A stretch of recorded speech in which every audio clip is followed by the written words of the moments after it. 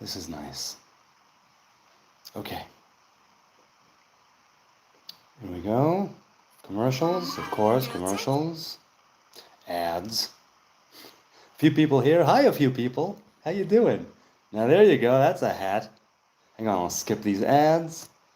Make sure that I'm live. Can you hear me? Can you see me? Yes, it's the Nazarite bringing you Hebrew lore from days of yore. It's the new month of Adar and a new moon this evening, and I'm so excited. Always with his crazy hats. That's the right on. Hello, mate. How are you? Says Luke Miller. Hello to you, Luke. Hello, Matthew. Hello, YABS. Hello, who else was here before? Oh, the chat is... Dev Coffee is here. How you doing? Good to see you, Dev Coffee. I'm about to head to work. Just wanted to pop in, say hi. Hello to you. I hope you have a good day at work. Joe Daniel is here. Shalom, Edonic brother.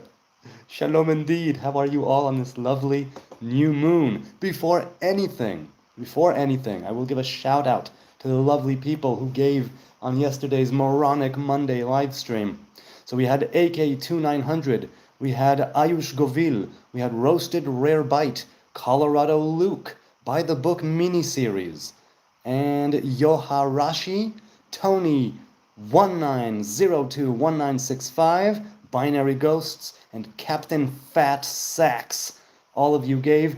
I think we passed 2,000 shekel yesterday, and that is unbelievable. Okay.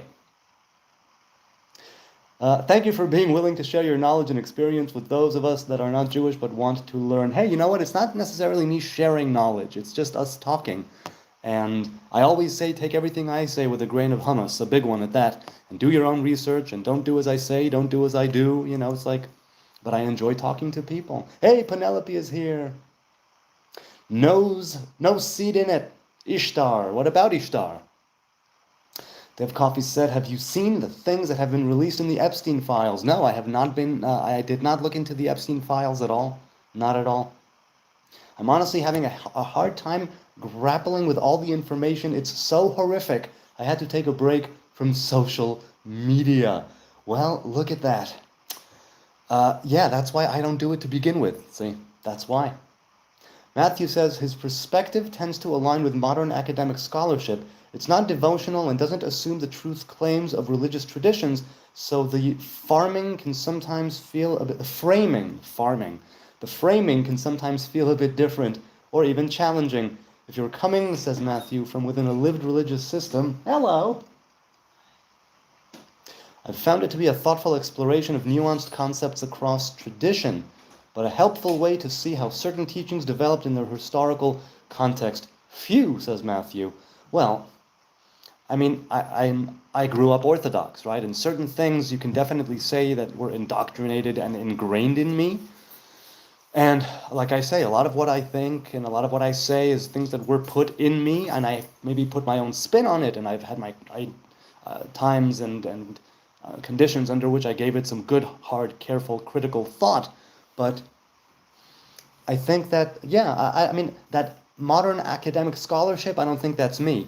On the other hand, I don't go immediately with blind faith into anyone that if it's ever been a rabbi, you know, and whatever they said. What's up? What? You took it upstairs. Is it in his room? Yes, it is. America has been sold out, said Penelope. Who was it sold to? That's the question. Also, the question is, beauty is in the eye of what? Is it the eye of Newton, toe of frog? Is beauty in the eye of Sauron? Is beauty in the eye of Horus? Or is beauty in the eye of the tiger? We so far have 11 votes, with the eye of Sauron, 50% of you good people. Now remember, Sauron himself was only a servant, but yes, he certainly made a big mess of things. So yeah, what do you think, my woman? Beauty is in the eye of what? I like the eye of the tiger. She likes the eye of the tiger. The will of the fight. Where did you get your dreads? I grew them. God gave them to me. Says Trout Boy asked, where did you get your dreads? I simply grew them. They just grow like that. They're organic. Nice cut, G, says Hoopy West. Bezayyyy, there you go. Eyes that see beauty are beautiful eyes. Eyes that see beauty are beautiful eyes. You know, in the movie adaptation, the character that's the fake character, the fake brother of Charlie Kaufman, he says, "You are who you love, not who loves you." And adaptation is one of my favorite films. Sorry for the spamming, says Matthew. The first message ahead is talking about recommending the Esoterica channel. Oh, I didn't see that one. I see, it wasn't about me. Okay, see, I missed that first one, and so I thought you were talking about me. Morgoth, that's right. The servant of Morgoth. Very good. Ciao from Italy, says Top Helbert. Ciao! How are you? How are you? It's Molech, says Gilbert. Really? You think Molech looks like this? I don't know. I don't know. Maybe. You look very characteristic today, says Hoopty Wes. Indeed I am. The Grand Wizard, says Woke is broke. What kind of writing do you do, says Cactus Jack. I'm a marketing writer, I'm a screenwriter, I've written poetry, I've performed poetry on stage and slam poetry as well. I've performed it on the radio. I've written prose, I've written screenplays, but marketing writing is what I do in my day-to-day job. I've been a blogger and a content writer, and now I'm a copywriter. Bazazao says, I love a woman that broke my heart. Ugh. You see, this is one thing that I, thank God, never really had to deal with. Marrying my first girlfriend, it's, I've never known to be, nobody broke my heart, and that's an amazing thing. I know people say it comes with a lot of advantages and disadvantages. I have not had to suffer that. I mean, at least not in the classic, like, romantic, unrequited love or breakup sort of sense. Hang on, I'm going to get rid of this tea. Tonight, for Rosh Chodesh Adar, I have this lovely cup of chai. A lovely cup of chai, indeed. Is this English or Hebrew? Which one is English and which one is Hebrew? Yossi, says 1994 Celica. No, I'm not Yossi. Yossi is short for Yosef, which is Joseph. It's Hamantash, the sesame cookie, not human hat. This is actually more of a Peter Pan sort of hat, my woman said. I think it's Robin Hood. Robin Hood, not Peter Pan, Robin Hood, right. Chai tea and Tai Chi, that's right on, Gilbert. Tai Chi and Chai tea.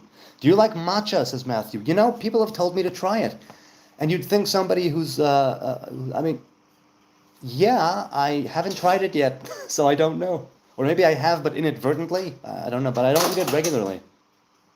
The writing you do, Luke Miller said. English or Hebrew? It's in English.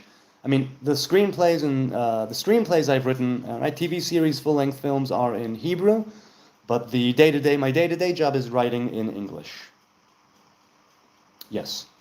If I drew you, I'd be called anti-Semitic, said Playboy the Creator. Yes, you're not the first one to say that, and I'm inclined to agree. Many people would think that that's not, the way to go.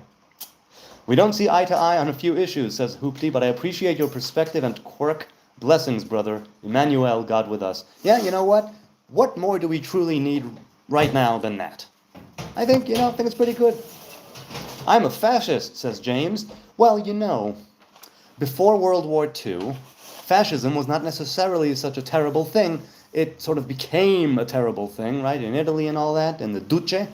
But being loyal to your country, being loyal to your flag, your leader, they don't inherently, right? Nationalism, patriotism do not inherently, it doesn't necessarily mean you're going to go extreme and all evil and blindly follow and all that.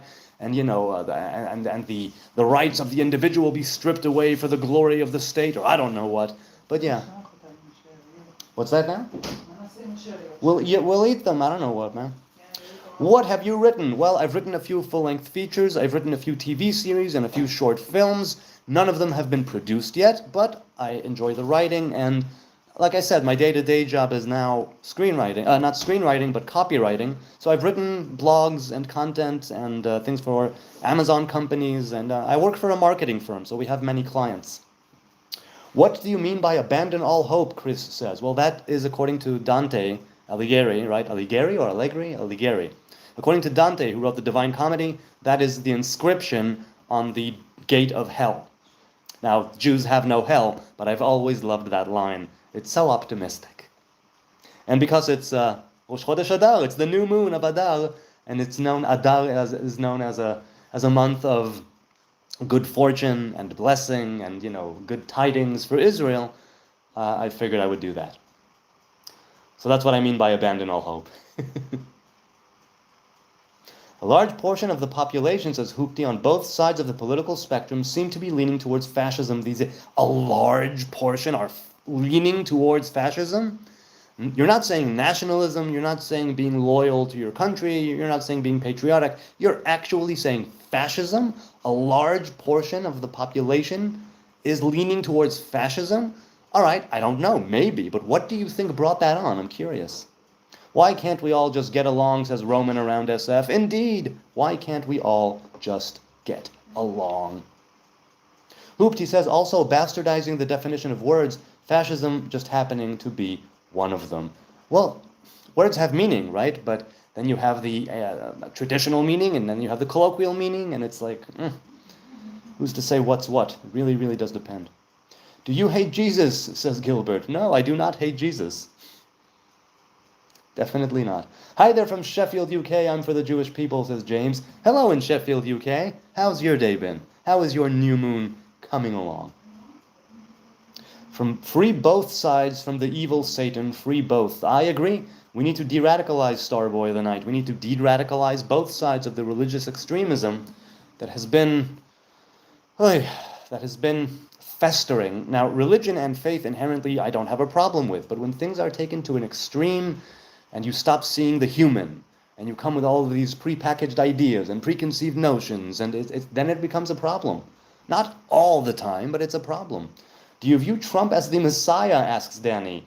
No, I view Trump as the President of the United States of America, Commander-in-Chief, and member, right, the Republican Party candidate.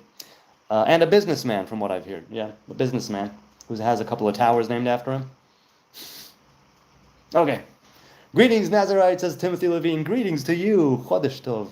Gilbert says, love you, brother. You seem like a good human. I have my moments, I'll tell you, but sometimes I'm not that good of a human as I'd like to be. But Israel is the aggressor, says Marom Mega. Okay, if you say so. I'm not going to contradict you. I'll just say, I don't think so, but feel free to say what you want. That's just me. How are you? Otto Eteist Yehudi. Interesting name. I'm doing really well. Ma shlomcha. How are you? Gilbert says Trump is a pedo. Really? Is he an actual pedophile? Has he been caught? Is it a pederast or a pedophile? Because you can have the feelings but not act on them, you know? People... Okay. What do you think about thin foil hat societies, Dick Dickinson? Hey, good to see you again, Dick. What do I think about I'm assuming you wanted to write tinfoil hat. I don't know what the tinfoil hat society is. I don't know what the tinfoil hat means. So I can't tell you. I really, really can't tell you. How are you, Otto Eteist Yehudi? How are you? What's a goyim? Goyim are nations. That's the literal translation of the word goyim. Israel is a goy, and it's a nation, and those who are not Israel are called goyim, the other nations. That's what it is. Now, people do use it pejoratively. I don't. But that's all that means. What? You don't think Israel murders kids, says Gilbert? No, I think Hamas puts kids in the line of fire for Israel to murder them, going after terrorists, so they can then present their bodies to the West, and so they can then get fat with more aid money, and so on and so forth. But no, I think that if Israel kills children inadvertently, Israel does not murder children. See the difference? Just Pete says, oh, all the ones to be offed. Oh, and he just retracted it. Okay, I'm not sure what you mean. Hey, Nate is here. Hey, Nate. Tinfoil is to keep people from reading your mind. It does not work. How interesting. Well, I don't know about that society. If you're assuming that there are people who could read your mind, maybe you'll do something about it, sure. Is ice cream kosher? Well, the kosher ice cream is kosher, yes. And are kosher and halal the same thing? No, kosher and halal are not, they're the same principle, but not the same execution. In other words, the Muslim faith and the Hebrew faith have certain animals which are considered ritually unclean to eat. There are certain ways in which you are supposed to butcher, slaughter a clean animal, which make it fit for eating. But kosher, someone who keeps halal can eat kosher, but not necessarily someone who keeps kosher can eat halal. Right? That's what I've gathered. That's a nice way to justify in your mind, says Maromega. Okay, what do you mean by justify in your mind? Tell me, I'm interested. Tenebris, hey Tenebris, good to see you again, man. Very good to see you indeed. Do you support a two-state solution? Yes, I do, Nolan. I want to live side by side with those around me. I want to have peace with those around me, be they the cousins of the, house of Ishmael or the brothers of the house of Edom, of Esau, right? I simply want to live in peace. Definitely do. Zionist scum, says Amir. Yes, I am Zionist scum. Thank you very much for noticing. Okay. What's your religion, says Wrecked Dude. I am a Hebrew man. Jew, says SP. Yes, indeed, of the kingdom of Judah. He's not in America, doesn't care about Trump, Matthew says tomorrow, Omega. Well, look, I care in the sense that Trump is, right, the United States is an ally to Israel. The leader has a lot of say in what goes on here. So I do care, but not so much that I would, let's say, vote, right, as an American living abroad. I wouldn't care as much because I don't want to have a say on what goes on in the States if I don't live there. Baruch atah Adonai Eloheinu melech ha'olam she'akol yeh b'dvaro. Warm chai. Love it, love it. Just Pete says, are you Ashkenazi? I am a Hebrew man, right? From Judea. We were kicked out into Ashkenaz, later to the States, right? My family went to the States, and now we are back here. Interesting discrimination. Thanks, says Richard Davis. Yeah, if you say so. This dude is deceitful, says Gilbert. You do the devil's work. I'm definitely deceitful. I definitely do the devil's work. What else have you got? I'm a deceitful, devil-worshipping Yid. Yes, I will come to you in the night, and I will steal your money and rape your cattle. Let's continue here. It's Ramadan today, Moon Sa. Yes, that's right. Ramadan Kareem, holy and blessed Ramadan, indeed. Are there prayers for different types of food? Yes, there are. Definitely different blessings or grace for different types of food. Right? There's one for bread, there's one for wine, there's one for drinks in general. That hat looks dumb, says we're back. Obviously, I am dumb. It stands to reason I'll wear a dumb hat. Come on. What's your POV on atheists, says SP? That they are atheists. That's the point of view that I have. Why, should I do something or say something about atheism? I have no specific POV. Thank you, milady. Where did you find that? What do you think about Iraq to be the new Israel, says Dick Dickinson.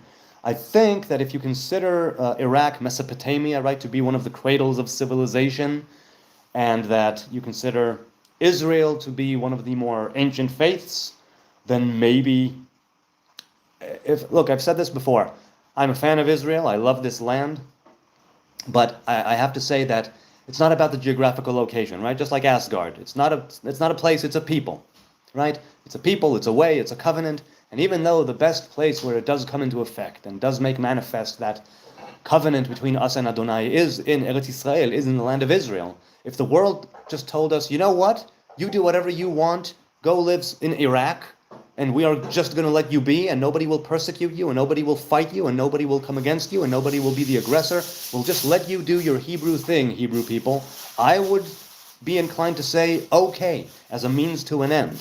Not because I think the land of Israel is not worth fighting over, it's just that I think that peace is better than war, and love is better than hate, and being able to practice, right, Torah and commandments in a foreign land for a time, in order for us to get together and be able to breathe like a collective sigh of relief as a Hebrew people, right, and be able to start focusing not on security and not on defense and not on offense, but on simply who are we, where are we going, what is our task in this world, right, and the Torah, the commandments, and the covenant of the Hebrew faith and the Hebrew people. I would be inclined to say, okay, much as I would hate it, let's do that. It would be worth it to have peace. Peace holds more blessings than anything else. It is a vessel that holds many blessings, said our sages. So, what do I think about Iraq to be the new Israel?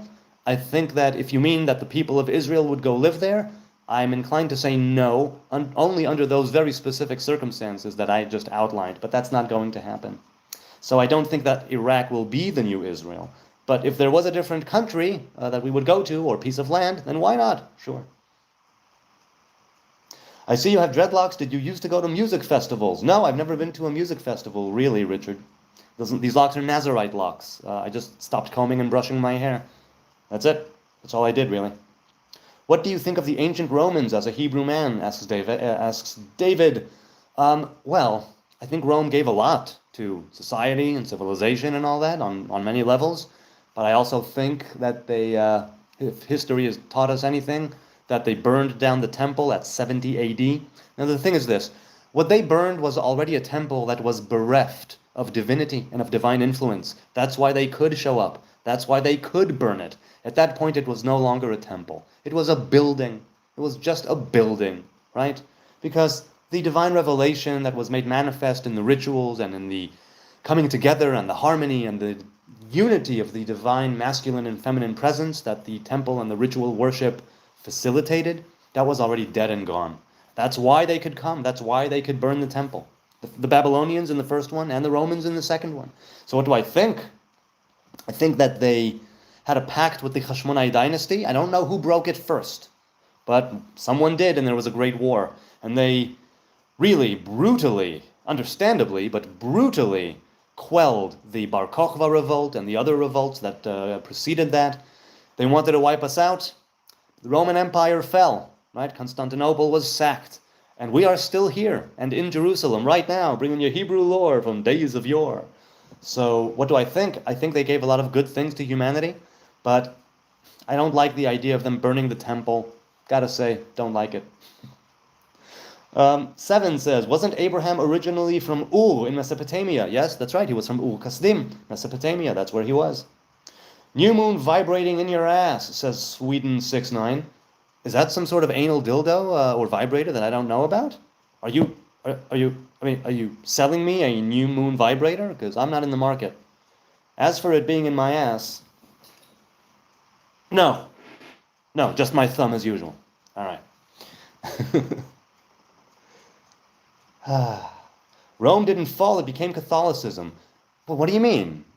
It broke up into the Romans and the Byzantines, right? If I'm not mistaken, if I remember my history lessons, it broke apart, right, into those two separate empires, and some of it became Catholic, sure. Emperor Constantine converted the Roman Empire to Christianity when they were still a Roman Empire. But I might be wrong. But Rome certainly did fall, right? And I mean, years and years later, you had the Holy Roman Empire, but that wasn't, as people say, not holy, nor Roman, nor an empire. When is your Messiah coming? Omer asks. Immediately. I'm expecting him at any minute. It's all up to us. I stand for Jews in Israel, but for Christ's sake, cut and wash your hair, Terry says. Well, I appreciate the support, and as for cutting my hair, I don't think so, and I do wash my hair regularly, so thank you. God destroyed the temple in 70 AD, says Cooper, along with destroying Rome. Our history is a lie. I don't think that Rome was destroyed in 70 AD. I mean, a couple of hundred years later, Emperor Constantine converted everyone to Christianity. Of course, for a couple of hundred years before that, he persecuted Christians, Just Pete says, do you believe Jesus is in hell boiling in poo? No, I believe he's just a dead Hebrew man, no more, no less. Were you and Oliver Twist? No, and I actually, to my shame, have not read that book. It's Dickens, right? Right? Dickens? Oliver Twist? Anyway, I haven't read it. Yes, Constantine converted on his deathbed. That's not what I heard, Robert. I heard that before going to war, he saw like the stigmata, he saw like a cross in the heaven, or in the skies rather, and then he painted a cross on the shields of the Roman soldiers, and he won that war. And so before that, they were the Sol Invictus, and they worshipped the sun, and after that, they converted to Christianity and worshipped, right, Jesus, the cross, the stigmata. Who is Amalek, says Gaylor? Amalek was a person mentioned in the Torah, and he spawned a people, just like Israel is Jacob, who spawned a people. Amalek spawned a people, and nowadays we don't know who that nation is, but Amalek is considered the spiritual and physical nemesis of the children of Israel traditionally. Nowadays, we don't know who they are, and we cannot, thankfully, I say, carry out the genocide. He has it in his room. Yeah. What else? What else? Is there a famous rabbi from the past you think is especially interesting? I mean, tons of them. Tons of them. What do you mean from the past? Any past? Because there's Rav Avraham Yitzchak HaKohen Kook from 80 years, he died 80 years ago or so. Right? There's Hillel the sage at the time of the Second Temple. There are many, Abal Shem Tov, Rabbi Nachman of Breslev. I mean, there are tons and tons of famous rabbis from the past. Especially interesting? Go with Rabbi Nachman of Breslev, I say. Go with Breslev, yeah. Is Lilith in Judaism? Yes, Lilith traditionally is now a demon, but she wasn't a demon to begin with. She fell along with, right on. She fell and sort of became the lower mother of demons. There's a lower mother and a higher mother. So yes, Lilith traditionally right now is a demon, and she is the wife of the main adversary, if you will. But she was, according to the Zohar, she was Adam's first woman, but it didn't work out.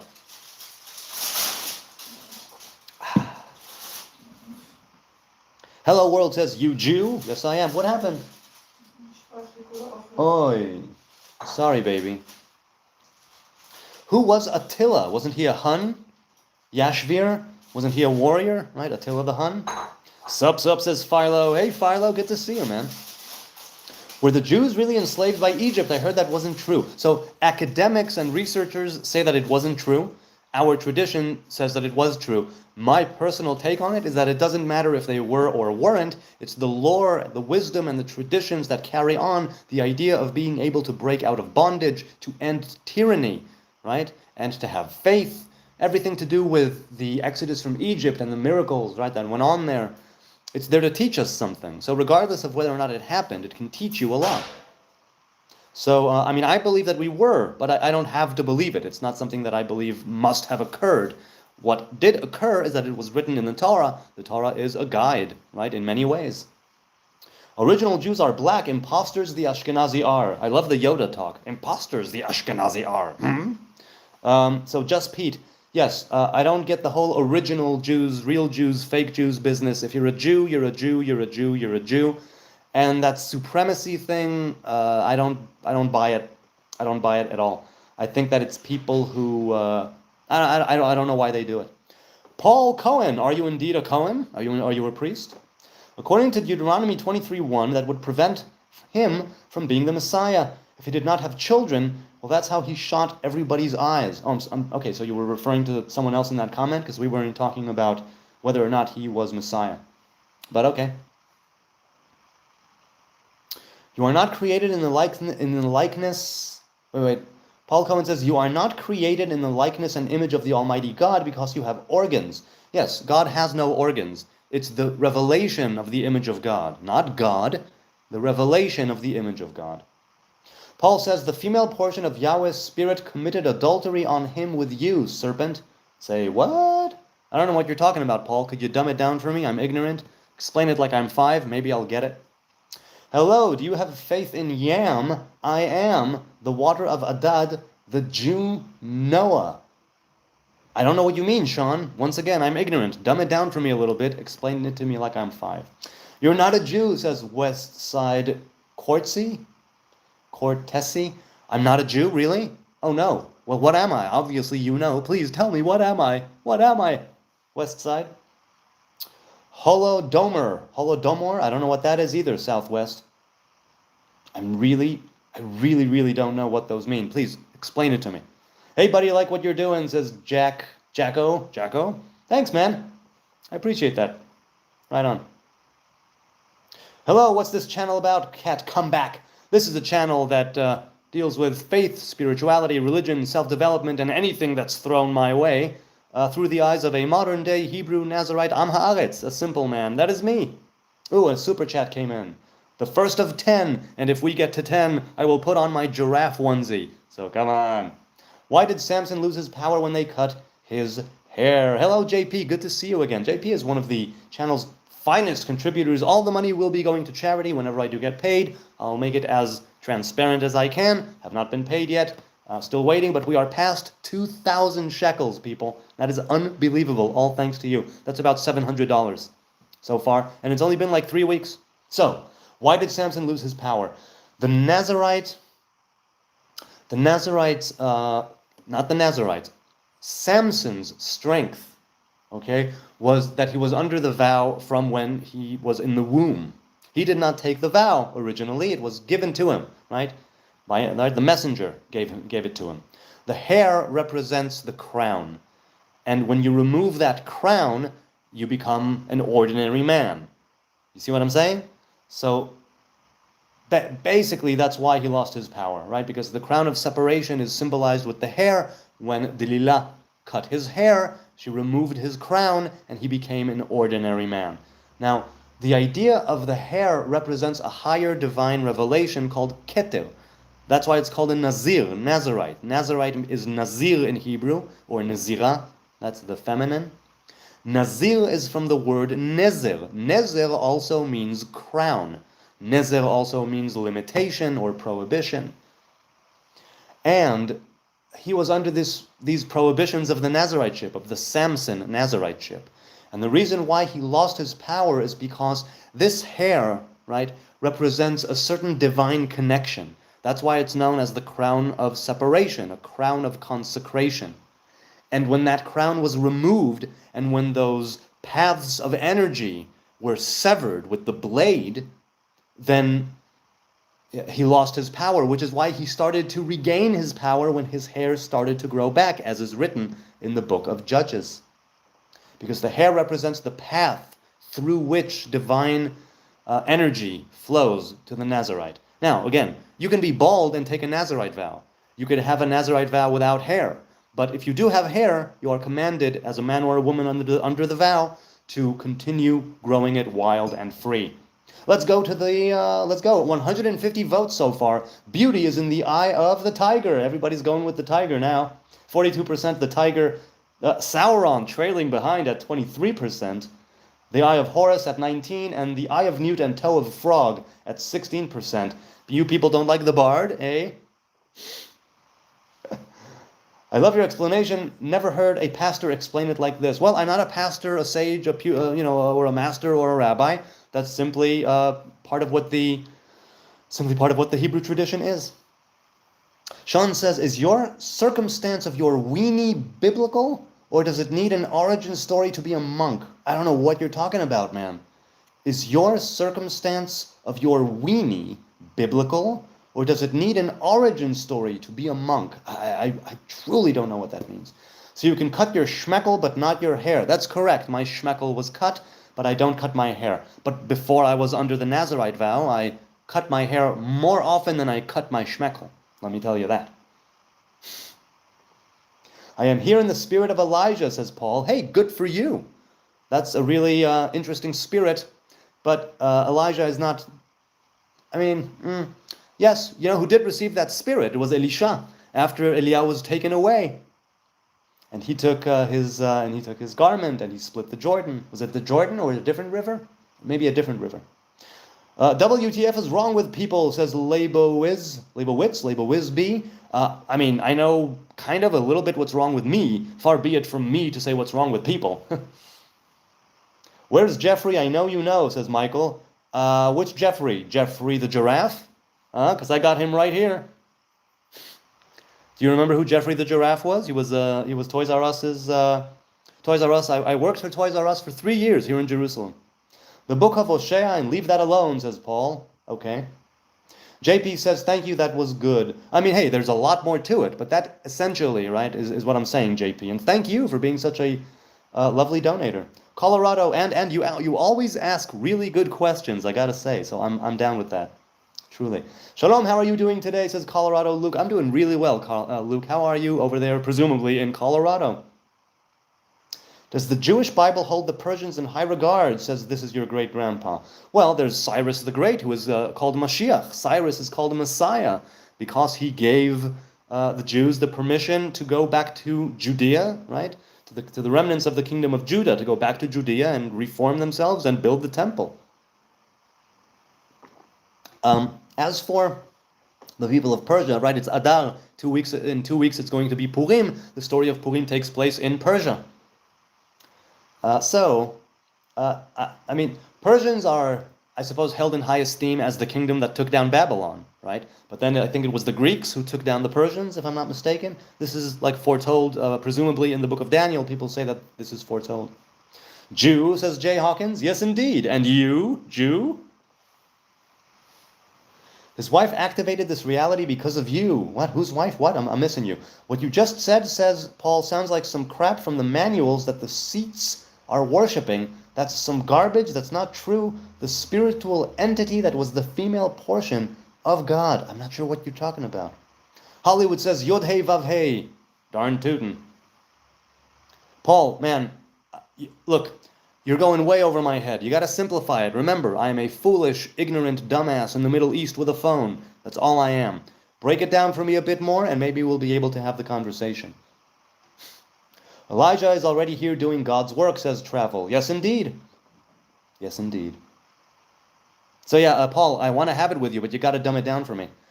What is on your head? Hey, Ratio, it's a hat. What is on your head? It's a little hat. And you know what? Let's flip it over. Let's do it this way. Here we go. 6-7, says YouTubers. What do you think of Dudley, asks Nike. Which Dudley? Dudley Dursley from the Harry Potter series? I'm not a fan of Big D, I gotta tell you. The way he deflected the Jeffrey comment should tell everyone everything they need to know. Really? Okay, Michael, I deflected the Jeffrey comment. He's talking about Bina Chochma Shechina. Dust for the snake is here. Well, what about Bina Chochma Shechina? What do you mean? There's the mother, the father, and the daughter. That's Chochma Bina Shechina. But Bina is the higher Shechina, and the daughter is the lower Shechina, right? So, I'm not sure exactly what you mean that he's talking about. I can understand a little bit about what those mean, right? Bina, Chochma, and Shechina. But I don't know what that has to do with what he was saying. So please, get it through to me. How do Jews get saved, says Hussein. We get saved by following the covenant of Torah, keeping the commandments, and generally being good, humble, righteous people whenever we can. Yeah. Do you listen to Leonard Cohen? Yes, I do. He is definitely one of my favorite artists. I love his work. I truly, truly do. Do you speak Hebrew fluently? Yes, I do. Is your accent in Hebrew American, or do you speak as well as a native Sabra? אני מדבר כמו ישראלי, but I can also talk like this, ואני יכול לדבר גם ככה כמו אמריקאי. I can do it all. No offense, but Jews are very easy to recognize, says David. Yeah, people say that, obviously. Paul says, your witchcraft and sorcery here is legendary. You will not escape, you brought of vipers. I still don't know if he's talking to me or about me or what he's doing. I really don't know. JT says, if I am circumstance my penis, when conversion, can I keep it? When I lose tooth, I keep it. Well, no, traditionally it's buried. The foreskin is buried. Teeth you can also bury, by the way. It's part of your body, right? Bury it. Paul says, so how about the 1,000-year resurrection? Well, bingo, that's the easiest thing I can possibly explain to you. Well, yes, that's what we call the 7th millennium, or the Shabbos of Eden that has not occurred yet. That's what I'm saying. My tofu-munching friend, hey, Josh G is here. How you doing, man? How you doing? This is why we follow the Torah and circumcise ourselves to humble before the formation of the firmament, says Sean.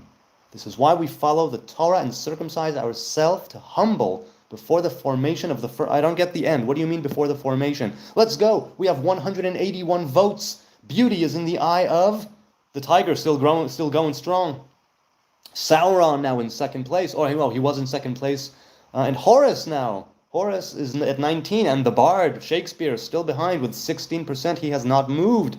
Beauty is in the eye of the tiger. It's the thrill of the fight rising up. Without God in the mixed, you got homosexuality in transsexuality. Oh, dude, listen, Paul. I don't know. Am I going to stop reading your comments? Just maybe, because I'm just not getting you this evening, man. The only way Jews can get saved back into God's grace, says Conspiratoria report, is to be grafted in through the Orthodox Christian Church. Really? Well, according to Torah, it's simply by performing the Torah's commandments. That's how we get saved. Do you like Germany, says Stellar Bite? Well, I'm not against Germany. I definitely do enjoy some of their products and things. Josh says, what does the little hat, the yarmulke on top of the head, look like LOL inside? Well, this is not a yarmulke, this is just a foolish hat. I wear no yarmulke. And these are my pigtails. Oh, you know what? In the beginning, they were here and they sort of boinked out, but now they just look like this.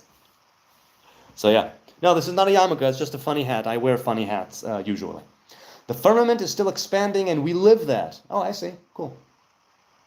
Patrick says, Jews are not very easy to recognize always. That's a stereotype. I've seen some Ashkenazim that look Polish and German and some Sephardim that look Arab. Yes, of course. But people still say that, so what are you going to do? Going down, down, down in the chat. Where did you get the tie, says Snark Magician. My woman got me this tie when we were in the Netherlands, I think. That's where I got the tie. It's my keyboard tie because I'm a writer. He plays the fool, but the man is highly intelligent, says Stellar Bite. Not sure who you're talking about, but if it's me, I appreciate the sentiment. And I am also a fool. Let's make that very clear. Pooping on the toilet, right, says, whoa, hey, have a good poop. Have a healthy poop. Have a strengthening and sustaining poop. It's very good to poop. Incidentally, the Orthodox tradition teaches that after poop, right, you have a special sort of water receptacle with which you wash your hands called a natla. And, right, you do 1, 2, 3, 4, 5, 6. And then you say a prayer. The prayer that you say after the bathroom is the only blessing which mentions God's chair of glory. And it's not lost on me, right? The chair, right? The throne, the chair of the toilet, the chair of glory. But that's exactly it. The mundane things that we do every single day. These are the things we need to elevate the highest. And this is in part, it's a blessing that speaks of remedy. It's a blessing that speaks of health and wellness, and it mentions God's seat of glory. Yeah. Okay. You look like a tree spirit, says Comment Guy. Thanks, Comment Guy. I do love trees, and I occasionally even hug trees. Skymat says, as Moses is the father of all prophets, does this statement include Muhammad? Well, let's put it this way. He's the father of all Hebrew prophets. I don't know if he's the father of all nations prophets. That supposedly would be Bilam, because he was the other side of the coin, right? It was Moses and Bilam, with him on the right side, or rather, him in the center, him on the left.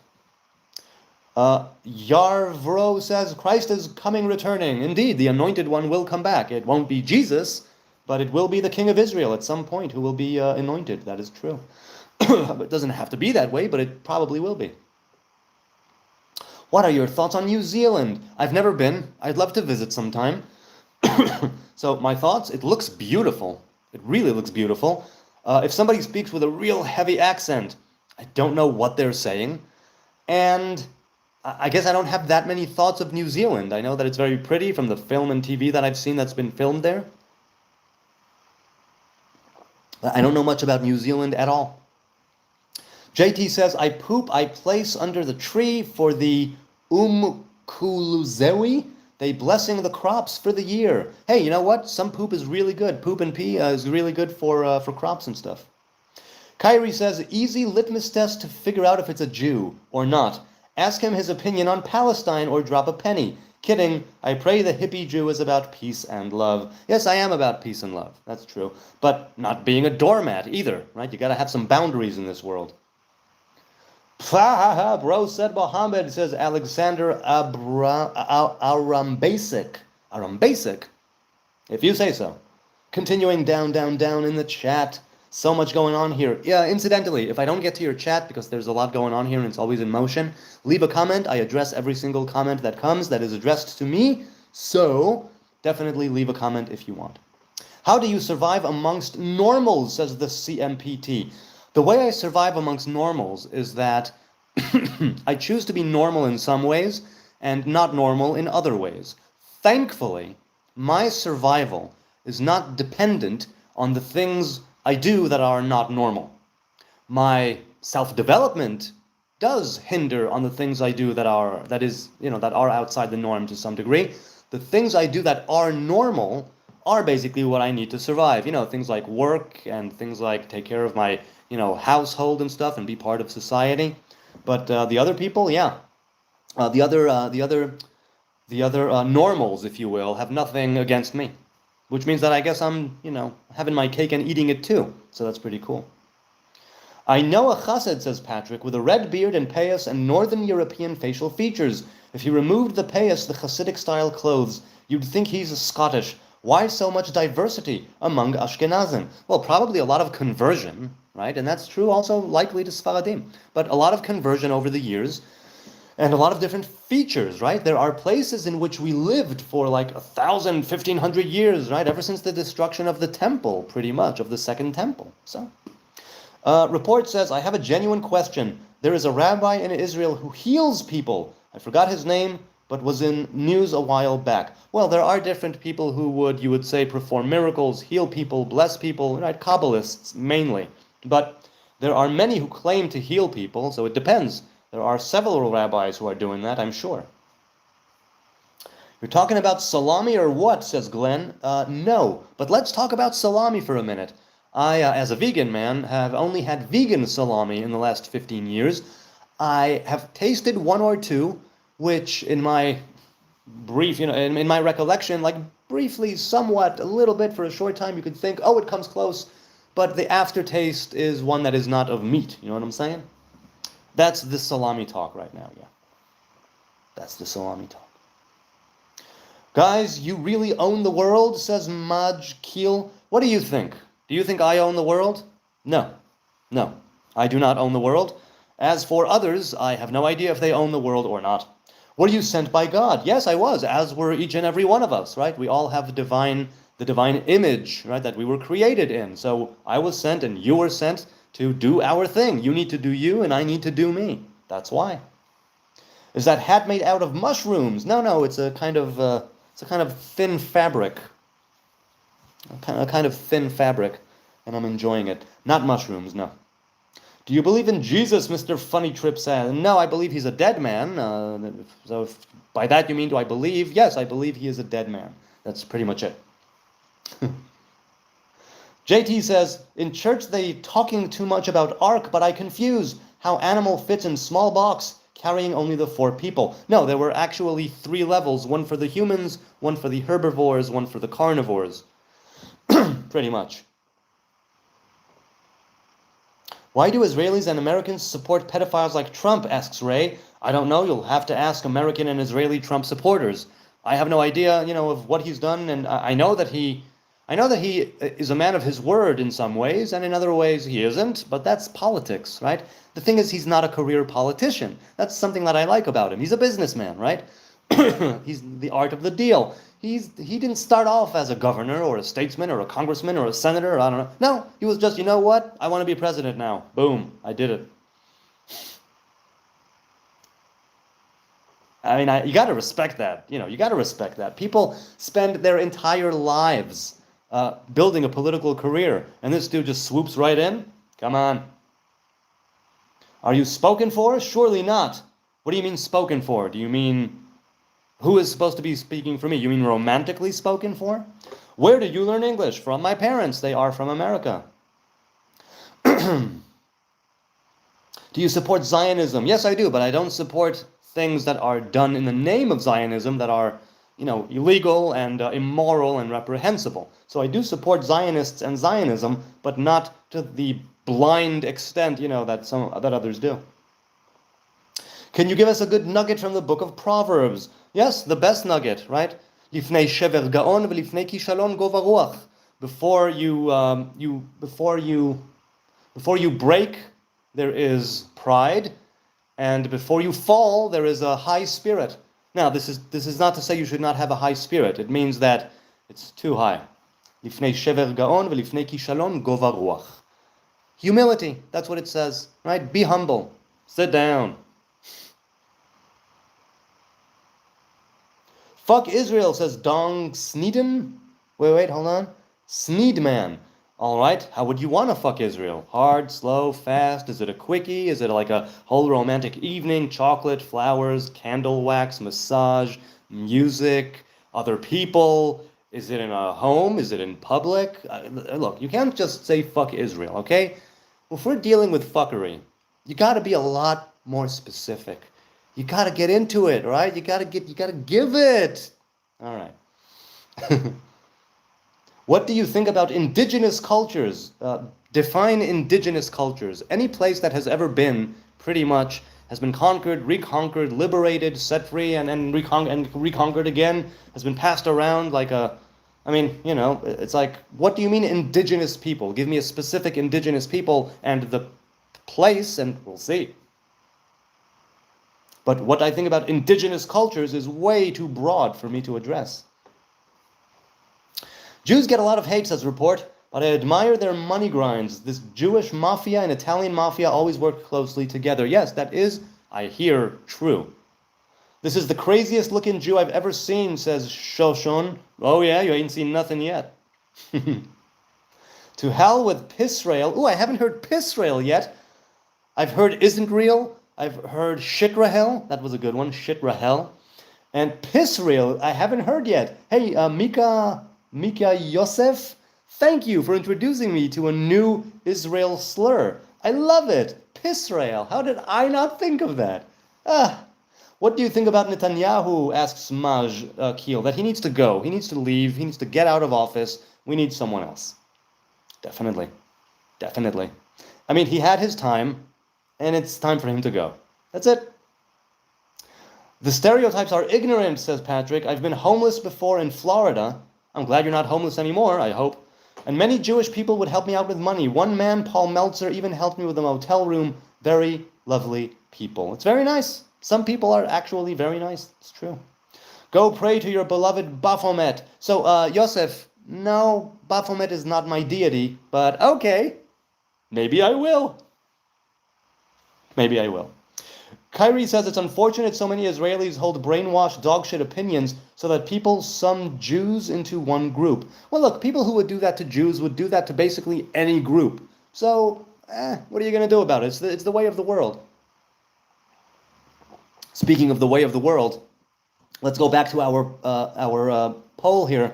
263 votes. Beauty is in the eye of the tiger, still going strong with 42%. Sauron and Horus neck and neck with 21 and 20% respectively. And Newt, eye of Newt and toe of frog, still trailing way behind at 16%. What is going on, people? What is going on? Who is your favorite prophet in the Torah and why? Well, I'm inclined to say Abraham. Now, do you mean the Bible or do you mean Torah? Torah is the 5 books of Moses. Bible is the entirety from Genesis to Chronicles. So it's Abraham because he was just one man.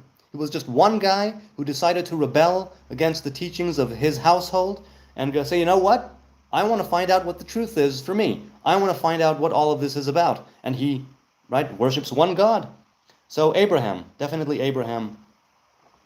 He's probably my favorite prophet in the Torah. What do you think about people who'd like to become Jewish, asks Coin. If they are called to the faith, then they should, answer the call. And if they go through the process of conversion, I take my hat off. You know what I mean? Because wow, what a process and what a thing to do. These are people who are not born into it. These are people who are choosing voluntarily to take on this covenant that is for life. Until you go to your grave and afterwards. You're a Hebrew man. You're a Hebrew woman. That's not something that people take lightly. And that's why I admire converts so much. Who is your favorite prophet, Aurane? And hello to you. I think I saw you yesterday, I think. Or was it today? Am I simply not... Okay. Let's continue. Is you high on that holy flag, says Pablo? What holy? Holly or holy? I am high, but not on anything in particular. I'm high on this right now. That's what I'm doing. Can I be Jewish even if I'm Christian right now? Well, it would mean you would have to forsake Jesus as God, take on the yoke of the Torah and the commandments and the covenant of the Hebrews, and then yes, you would be Jewish. If you're uncircumcised, you need to get circumcised, assuming you're a male, and I might be mistaken, if you're a man, and you need to immerse in a ritual pool, a mikveh, and then you are a Jew, right then and there. Right then and there. Go burn more land so you can steal it, says Mika. Hey, Yosef, you know what? You are really, really bringing it, but I have no idea what you're talking about. So, Okay, I will. I will burn more land, I will steal it, and then I'll sell it for a higher price. It's the Jew in me. What can I do? Okay. Babylonian vampires shouldn't be allowed to Jewish, says Hip Hop Chet. Okay. Babylonian vampires shouldn't be allowed to Jewish. Is that a question or a statement? I'm not sure. You aren't Jewish, says Faust Khalid. Really? Well, that's news to me. What do you think about the Muslims? Just asking, not looking for an answer in particular. I think that they are followers of the Muslim faith. And I think, and if you are, Ramadan Kareem, happy Ramadan, a very blessed and holy and sacred and solemn Ramadan. May it be good things, may you do good things for others and for yourself. And what do I think? I have no thoughts about Islam, because the only Islam that I know pretty much is what I grew up with here, which is a lot having to do with war, bloodshed, terrorism, and animosity. But I know that that cannot possibly be all of the Muslims, right? Which means that I abstain from having an opinion on Islam until we have peace, and then I can read the Quran, read the Hadith, follow up, and approach Islam from an objective point of view, and not the dirty, murky, blood-stained lens of living in a war-torn country such as this. So someone's got to touch your junk, says that smoke guy. If you're uncircumcised and you want to be circumcised, then yes, someone will have to touch your junk, or you could do it yourself. That's what Abraham did, incidentally. Yes, sir, because it's all truth, says Mika Yosef. Well, okay. Speaking of truth, let's see what's going on with beauty, because John Keats, right? He says beauty is truth, beauty, truth. 298 votes. Almost 300 votes, with the Eye of the Tiger coming in strong with 45%. Sauron and Horus still neck and neck, 20 and 19. And Eye of Newt and Toe of Frog, again. Look, Shakespeare would be disappointed in all of us. Let's just say that. I think you're a good man, Jewish cuz. Thanks, Hip Hop Chet, I appreciate that. Well, I have privileges if I become Jewish.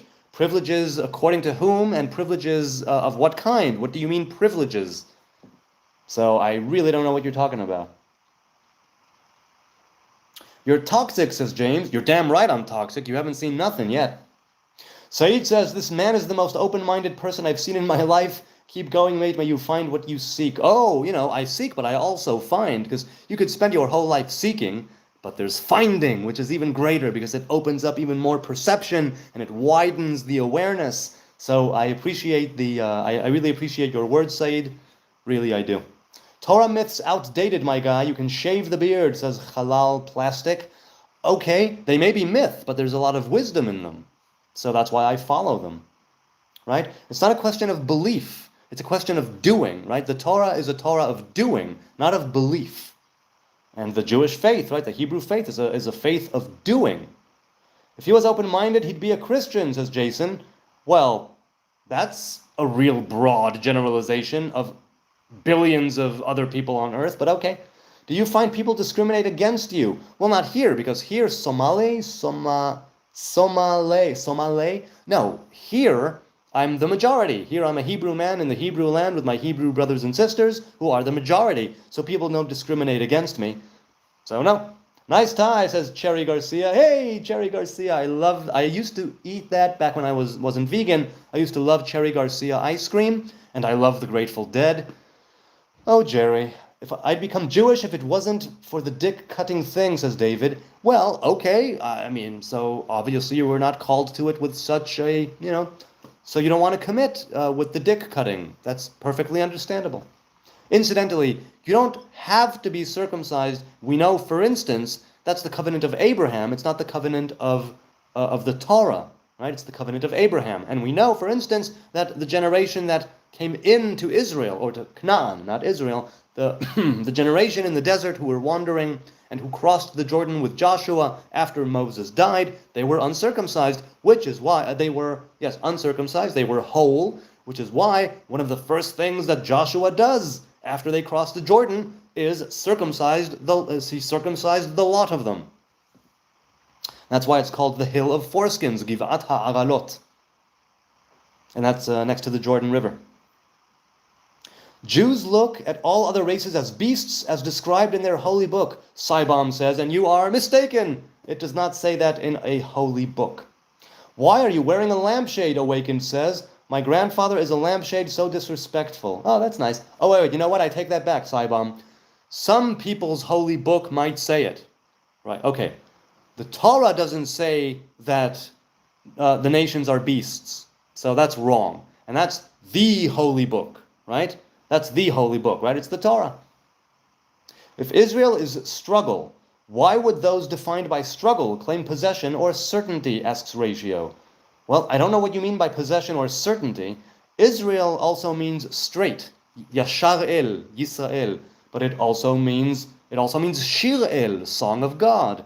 So Israel does mean striving and struggling with God. That's sort of physically and spiritually part of what we are doing here in the world, right? We are contending with the divine revelation. But I don't understand the question. Why would those defined by struggle claim possession or certainty? I don't know what it means, Ratio. Could you dumb it down for me a bit? So Saibam, no, we do not look... Oh, some Jews definitely have a supremacy issue. I'm simply not one of them. I think the whole chosen people, Gentiles are beasts, they have no divine soul, I think that is not true. That's simply what I think. Do you believe in the oral Torah? Well, yes, but I don't follow strict rabbinic halacha for a few years now. I stepped away from strict rabbinic halacha. Patrick says, what is the dark or shadow counterpart of the sfirot called again? Klipot. But the klipot is not a counterpart to sfirot. The klipot is counterpart to sacredness, to kedusha. The klipot have their own sfirot, have their own heichalot, their own halls and their own emanations. Are there modern translations of the Hebrew Bible, or Jews only read the originals? In Hebrew, there's the originals. I think that's what's read generally. There are probably new translations, but I have no idea. If you mean in English, there's the JPS Tanakh from 1917, which I love, but that's again in English. Disconnected, false, what? Do you enjoy rage baiting, says Late Night. No, I don't enjoy rage baiting. I'm not baiting, I'm trying to have a discussion. If that's rage baiting, then I do enjoy it, but I don't do it purposefully, right? I don't try to get people to rage. They do it of their own accord.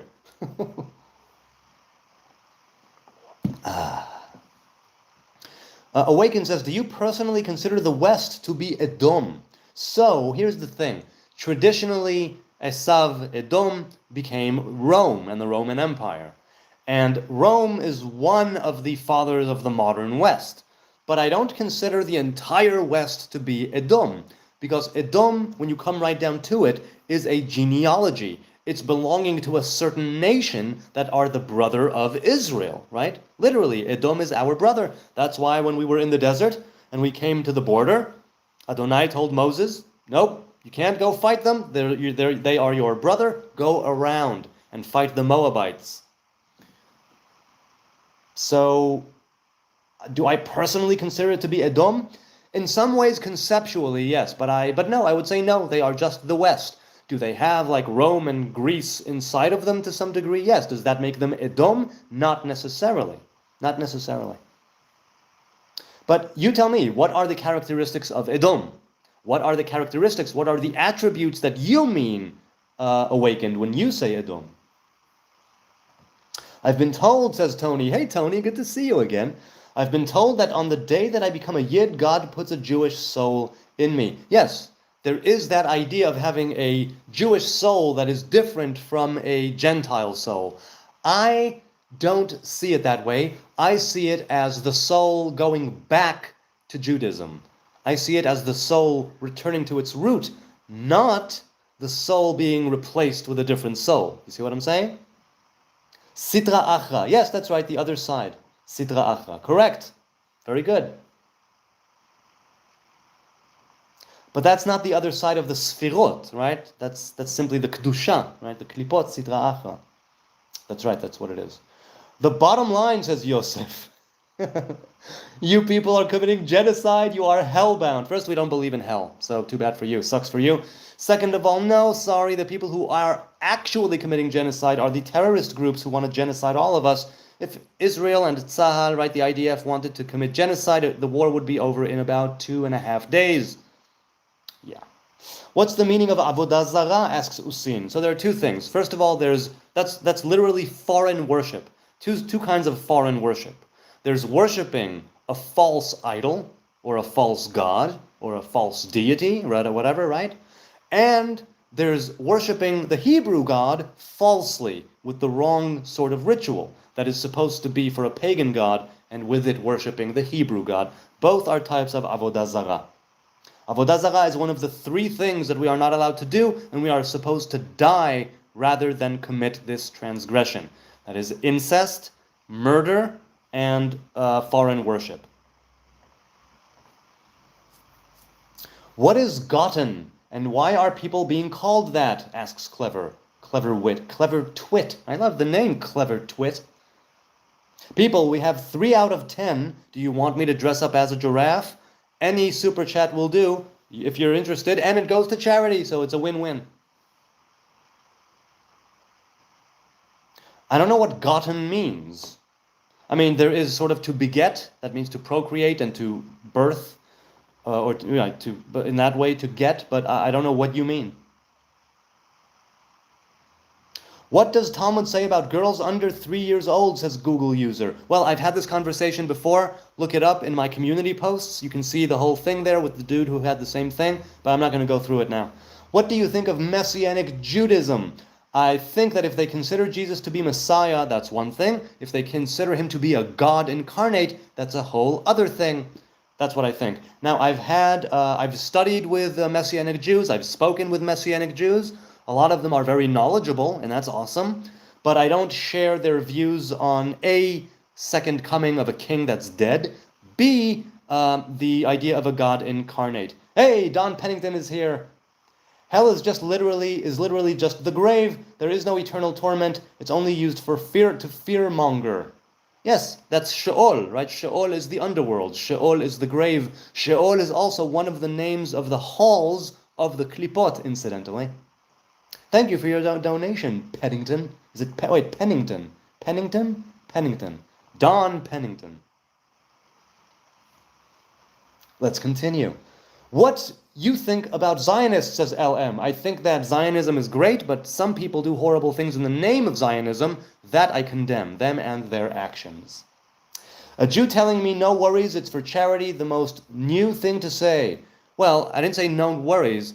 I said that it is for charity. I haven't had a payment yet. As soon as I am paid by YouTube, I will be as transparent as I can about it and consult with the community, and I've already started the process on who I should give it to. Incidentally, there was someone, a Muslim, who said that I should give it to Palestinian food relief, and I asked them genuinely, how do I make sure it doesn't get into the hands of terrorism and terrorist groups, right, into a terrorist's hands? And they said I should deliver it by tank.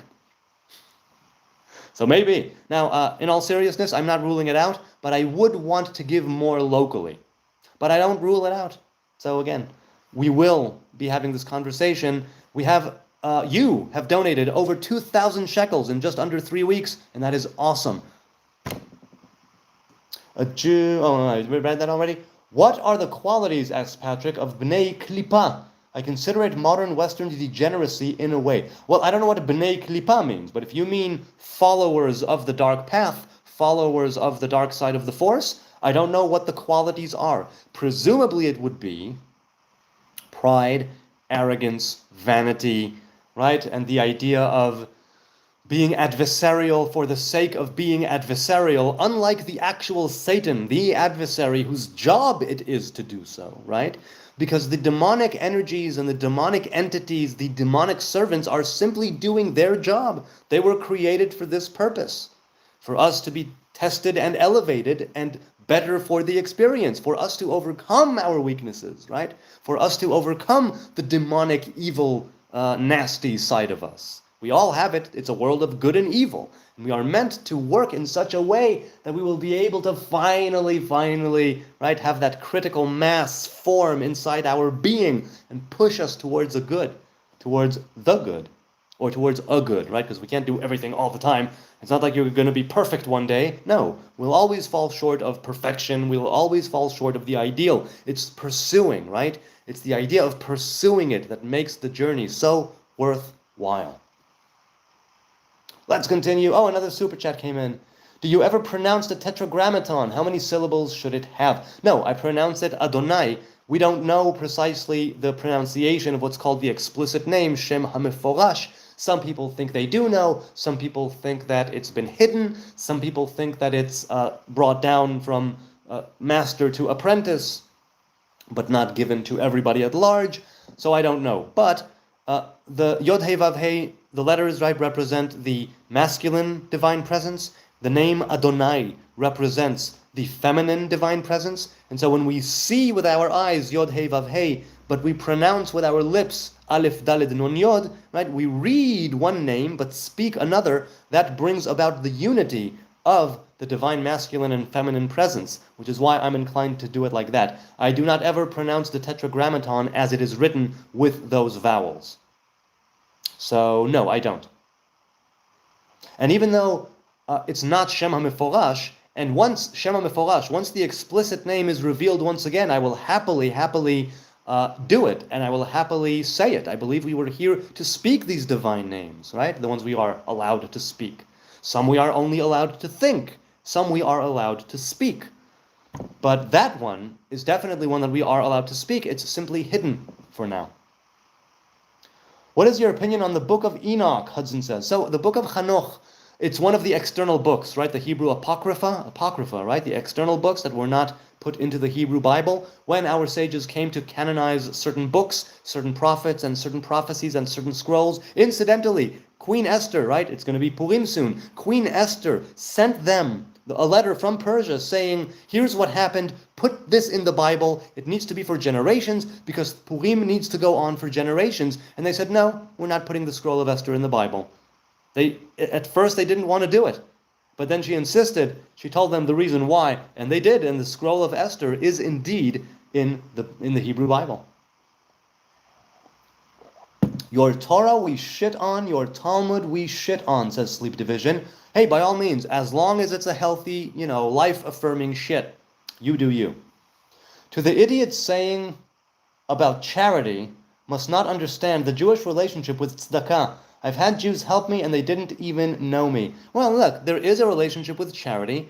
I'm not going to say that I give all the time. I try to give, but when I first started this channel, this is the second one, my first one was removed. When I first started this channel, I think, 2018? The first one, the original one that was deleted by YouTube, right, removed. I still hope to get those videos back someday. Point is, I said if I'm ever monetized, I don't know if I will be, but if I'm ever monetized, and if I ever go for it, I want to have all the revenue to charity. If I ever get any brand deals or sponsorships, I'll keep that money and give a tithe. But the ad money, super chat, super stickers, and the other super, whatever it is, the super thanks, I want that to go entirely to charity. So yeah, look, he's not an idiot. People think that Jews are greedy, and there are a lot of Jews and non-Jews that are greedy. I may have my moments of greed. I definitely have my moments of greed, and of me, mine now, my ego wanting what I ought not have, could not have, should not have, I don't know what, right? But with this channel, what I seek is actually to give every single penny, every single agora, every single cent to charity, and a tithe from any sponsorship or brand deals that will come my way.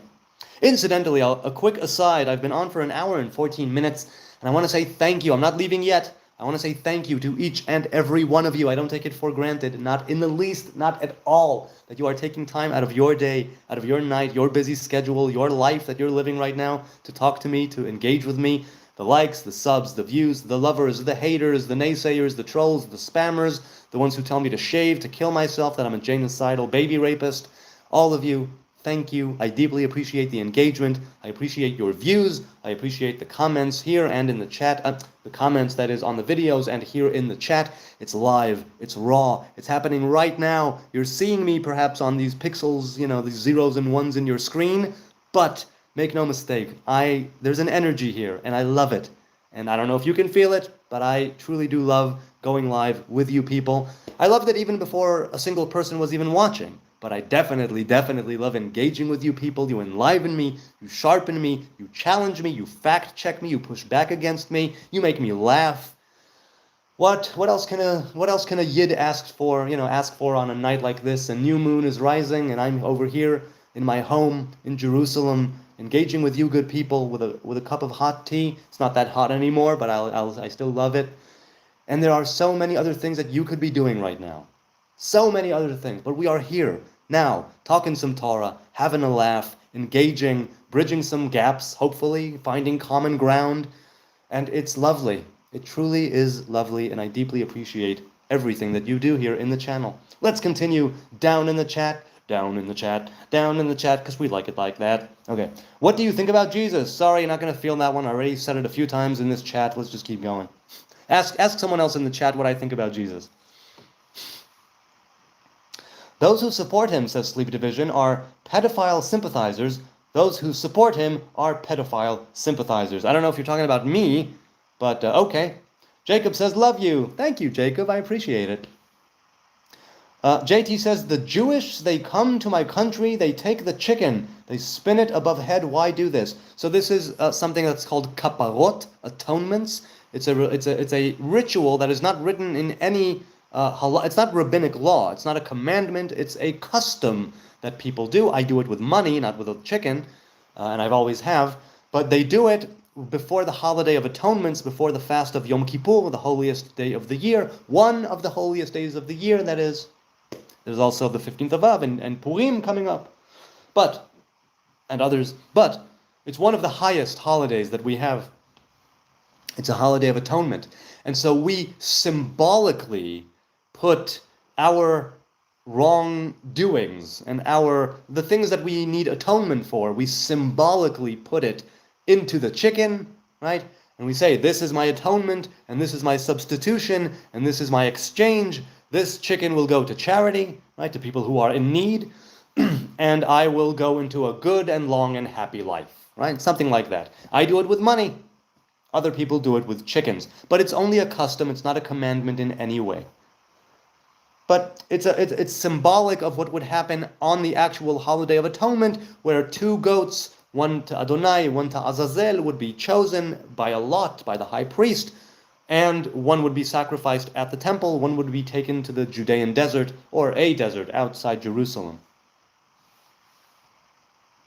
Palestine doesn't exist, says Tenebris. Right, it was the British Mandate of Palestine. The people exist. Doesn't matter what you call them. The people exist. You can call them boingy boingies. It doesn't matter. They are people. I don't believe in anything. There was never a Palestinian state. There was never a Palestinian kingdom. There was never a people of Palestine. But they are now, right? So it doesn't matter what you call them. They are people here. They are humans here in a really, really horrible, incomparable, inconceivable position, stuck between a rock and a hard place, right? Between the IDF and between Hamas, at least in the Gaza, and stuck between the IDF and that corrupt leadership of the Palestinian Authority in the West Bank, in Judea and Samaria. Toe Daddy says, does your hair get itchy? Do you have dandruff? No, I don't have dandruff because I take care of my hair. If I don't take care of my hair, definitely I am prone to dandruff.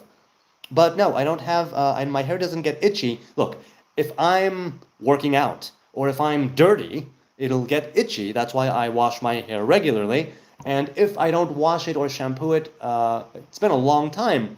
But there were times when if I didn't take care of it enough, then the dandruff would come fairly easily. So I'm genetically, let's say, inclined, but not like the sebum dandruff, right? Thin flakes that only my wife would go, oh, you're getting a little bit there. But you probably wouldn't be able to tell just from looking at me that I was with just my woman, which is enough, right, for me to want to take care of myself.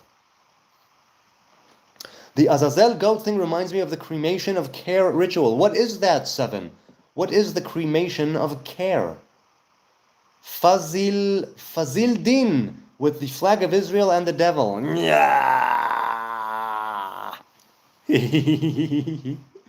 I take care of my hair, says Flipper. Yes, I do. I mean, look, it's these locks, right? But I do take care of them. I just don't separate my hair. That's all. I keep it clean.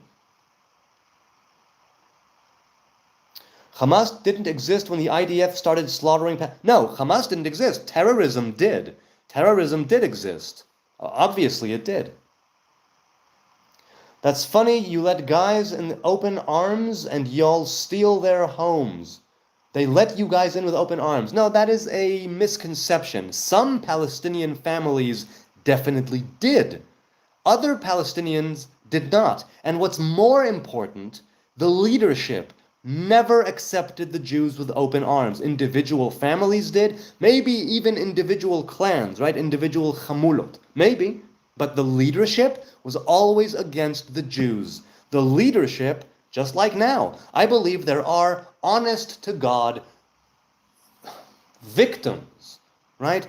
Honest, righteous, humble Palestinian people who simply want to raise a family and, work and live a good life, and they're in the middle of this unending war, right? The leadership has said no to 12 or 13 peace agreements that was thrown their way because they would not settle, because they don't want the Palestinian refugee problem to actually come to an end. They want to keep milking it for aid money, not to give to the Palestinians, to give to themselves, and Hamas, right, for terrorism, Fatah, Al-Aqsa brigades, Hezbollah with the same deal in Lebanon, or at least to some degree, right, with their supporting their Palestinians. Let me ask you, and I do this every time, Jordan controlled East Jerusalem. Why didn't they establish a state? Egypt controlled Gaza for almost 20 years. Why didn't they establish a state? When Egypt and Israel had their peace accords, Israel offered Egypt Gaza. And they could have done that, and they could have said thank you and taken it and established a state in the 70s. Why didn't they? It's a good question. It's a good question. Okay. Let's continue. I wonder why they didn't accept you with open arms, you fucking evil bastards, says Kyrie. Yes, see, again, it's this idea of the Jews are fucking evil bastards, that's it. Oh, but we welcomed you with open arms. No, they didn't. Certain families definitely did. The leadership never did, nor did, I'm inclined to say, most, because take the Hebron massacre of 1929 and the different riots, right? No, we were not accepted by and large with open arms. What there was a business transaction, right? Jews and Zionist foundations bought significant pieces of the land. And then they were like, oh no, it was stolen, those Zionist occupying pig dog monkey Jews. No, there was a lot of land that was bought. Later, a lot of land was conquered in a war that Israel didn't start. But of course, you're going to say, what is it? Where was it? No wonder. I wonder why they didn't accept you with open arms. No, there is no wonder. There is no wonder why certain Palestinians did, but Palestinians at large did not. The leadership never did, as far as I know. Never, ever. I might be mistaken. Please, fact check me, challenge me, push back against me, show me where I'm wrong. Show me. Show me the leadership. Show me the Palestinian leader and the Palestinian majority that welcomed Jews with open arms. Show me. Tell me. Individual cases, of course, exist. Nobody's disputing that. Or I'm not disputing that. Messianic Judaism is complete Judaism, says Indigo. How is it complete, I wonder? But okay. Terrorism is Mossad-made. Terrorism is Mossad-made. Well, the Mossad didn't exist in 1929. What about the Hebron massacre? What about that? Nothing was stolen. Britain owned the land, says Tenebris. No, Britain was given a mandate. Britain, with the Balfour Declaration, wanted to create a Jewish state for the Jewish people. And then we know that the UN partitioned the land. The Jews accepted. The Arabs did not. And then we had the war. So we are 6 out of 10 right now with the super chats. Oh, and another one came in. But before I go to that super chat, let's take a look. 410 votes. Beauty is in the eye of the tiger still with 44%. And Sauron and Horus are 20 and 20. Oh, it just jumped with Horus coming in now at 21. And Eye of Newt and Toe of Frog at 15%. Okay. Let's go with the live, with the super chat, I mean. What came in? Oh, $2 from Some Roller Skater. Thank you, Some Roller Skater. Oh, and I just realized I didn't answer how many syllables should it have.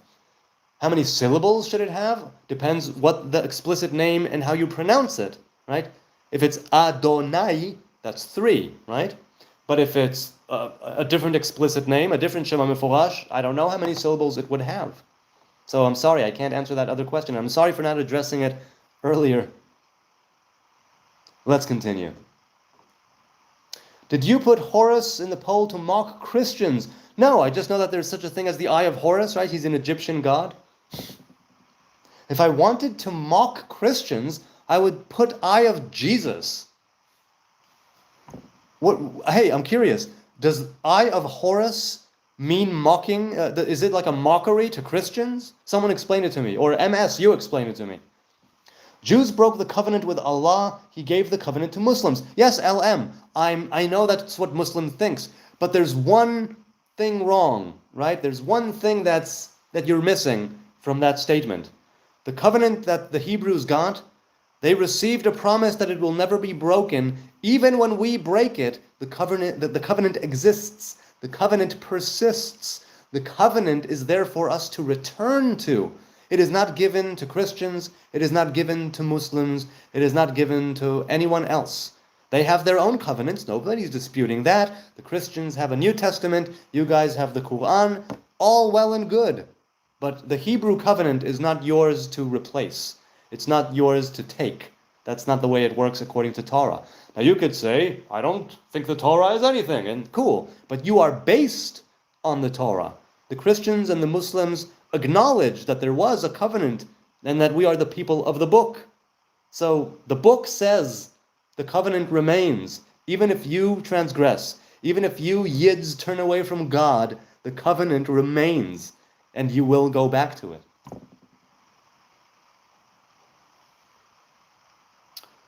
Do you follow the klipot? No, I try not to. I am also part klipa, of course. I live in a world of good and evil. I have a good inclination and an evil inclination. I try to live in the light and not in the dark, right? A little light expels a great darkness, and you don't beat the darkness away with a stick. You beat it by shining a light. So I try to live in the light. I don't always succeed.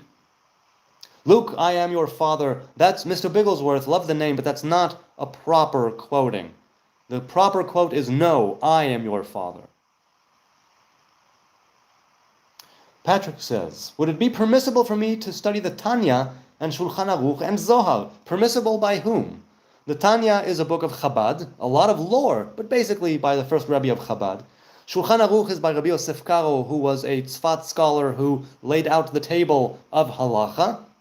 And Zohar is traditionally written by Rabbi Shimon and his Chevraya at the time of the Second Temple, or some people say Rabbi Moshe de Leon in Spain, was it?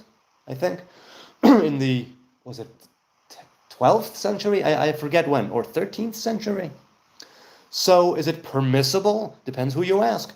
Or must I undergo a conversion to become a Ger Tzedek first? I ask out of respect and curiosity. Well, look. The thing with Tanya, Shulchan Aruch, and Zohar, first of all, the only one there that has actual rabbinic law in it is Shulchan Aruch. The Tanya is a book of Chassidut. The Zohar is a book of Kabbalah. Well, Tanya is also a book of Kabbalah, but it's a little different. So, permissible depends who you ask. It really all depends on who you ask. I'm sorry, did another super chat come in? Did I miss it? No, it didn't. Okay. Oh, we've got 4 minutes to go. 4 minutes to go. Do you want to see me dress up as a giraffe? Any donation of a super chat will count towards it. And we have 4 more minutes. And the goal ends in 4 minutes. We have 4 more to go. 4 more to go. If you want to give, it all goes to charity. Eventually, it will all go to charity. So yeah, if you want to give, go ahead and give, and I will dress up in my giraffe onesie for the remainder of the live stream. It ends in 3 minutes and 45 seconds. Your call, it's all good. So yeah. Is your ding ding a treetop or a palm tree? By my ding ding, do you mean my ding dong or do you mean my dong ding? I don't know what you mean, man. Jews got the covenant back only by follow his messengers, Jesus, then Mohammed. I disagree. Oop, we're getting there close with Tony coming in with coming in with 2, and we're very close. We are at 3 more to go. Is the Magen David biblical? Please explain. No, the Magen David as the star, right, the symbol, is not biblical, but it's biblical in the sense that it alludes to biblical things, because the Magen David is the symbol of the divine masculine and feminine presence. Oh, we are 2 away. Jesus is the way, the truth, and the life, says Maximus Decimus Meridius. I love that movie so much. I love Gladiator so much. I would love to watch it on a big screen sometime. I really, really would. I think that would be awesome. Give that a like. Give that a heart. Thank all of you. It's 2.5 more minutes. Do you want to see me dress up like a giraffe? 428 votes so far. Eye of the Tiger 2020 for Sauron and Horus, and 15%. You don't know the power of the circumcised, says Mr. Bigglesworth. Is Judaism not right for some people, asks Coin. Sure, the people who are not called to Judaism, it's probably not right for them. That's why Jews are not supposed to proselytize, really. We don't say that we are going to take over the world. We don't say everybody needs to be Jewish. Not everybody needs to live with this covenant. Some people live with other covenants, and there's nothing wrong with that. They go with their way, we go with ours. They go with their God, we go with ours. Less than 2 minutes to go. How much left is it? Yeah, less than 2 minutes to go. And we are almost there, people. We are almost there. Any donation counts towards it, if you're interested. And if not, it's all good. I can convert to Jewish. I will get... Oh, 1 more. Wait, I'm sorry. Was that another one that came in? I think another one came in just now. We are 90 seconds away. Respectful question. Did you take the Nazarite vow? Yes, I did. 15 years ago, I took a vow of a Samson Nazarite. And I have been, and I will be until my grave, Cameron. And thank you. We have 70 more seconds. Who will be the last one to give something towards charity and have me dress up as a giraffe? If you're interested. If not, I completely understand, because not everybody wants to see me dress up as a giraffe. 60 seconds to go. I'm curious, will it happen?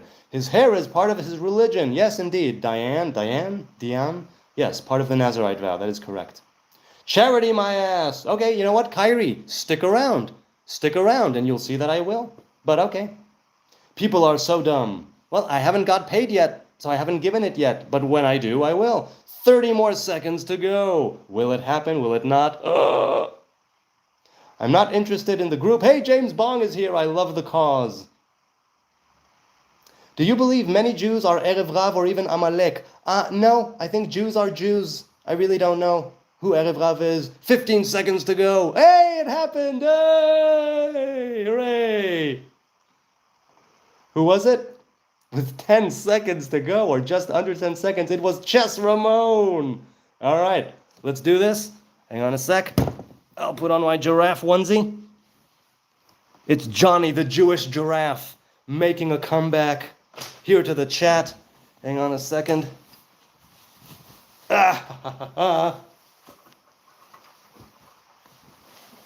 Okay, hang on. I gotta get this back here. Okay, now wait, I'll do this and this. Wait, stick the tongue out a bit. There we go. It's Johnny the Jewish giraffe coming at you for the remainder of this live stream, and a good Chodesh, and thank you all for all of your thoughtful and kind donations. It is lovely, and I truly hope that we will be able to give it to a good cause together. When in your life did you decide you stopped taking care of your hair and allowed it to get tangled and nappy, says Toe Daddy, when I took my vow? I took my vow here. You know what? I'll take the pigtails out. I took my vow 15 years ago, and I stopped combing my hair, and I stopped brushing my hair. The Nazarite is still allowed to use their fingers to separate the hair, but I choose not to do that either, somewhat to the dismay of my woman, because she would rather I have more uniform dreads that are the same size, but I let it Congo up, which maybe I should not have done, but it was kind of representative of things that I was going through, because in the beginning I was more diligent about separating the hair, but now it's Congoed up. Oh, that's better. Do I have any more tea? Yes, I do. Okay. Go back to America, buddy. Why are you cosplaying as an Israeli? Because I am. I was born and raised here all my life. Cosplaying as an Israeli. I love that. I love it. Take that bullshit off, says Truth Teller. Really? You think I should take the bullshit off? How? I am made of bullshit. I am 100% bullshit. I think it would be fun to hang out with lots of energy and genuine interest in educating. No, you're wrong about that. I'm not an educator. I'm always and ever a pupil. I am always and ever a student, a learner, not a educator. E-Dog says, hey, good to see you again, E-Dog.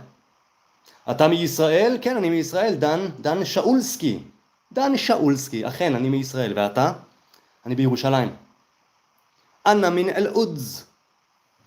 My throat is scratchy and my ears tingle when I smell the hairy lollipop. I'm curious, which hairy lollipop do you mean? I could think of several off the top of my head. The truth will set you free, says Jacob. Yes, indeed, the truth will set you free. You are too happy, says Truth Teller. Too happy or too happy? He's cosplaying a giraffe, not a Jew. Yeah, that's right, Annie. You tell him.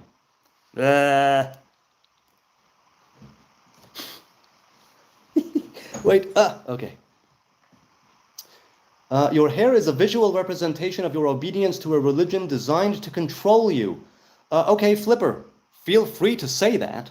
I don't consider myself religious because I don't have a rabbi that I follow, and I don't follow strict rabbinic law any longer, so I don't wear that label of religious. I'm just a simple Hebrew man, a really, that's it. That's all that I am. But if you're saying that it's a symbol of obedience, a visual representation, then yes. But the visual representation is not to a religion. The visual representation is obedience to a covenant that I took, right? A covenant that I made between myself and Adonai. That's what the Nazariteship is to me. It's an external manifestation of an internal spiritual covenant.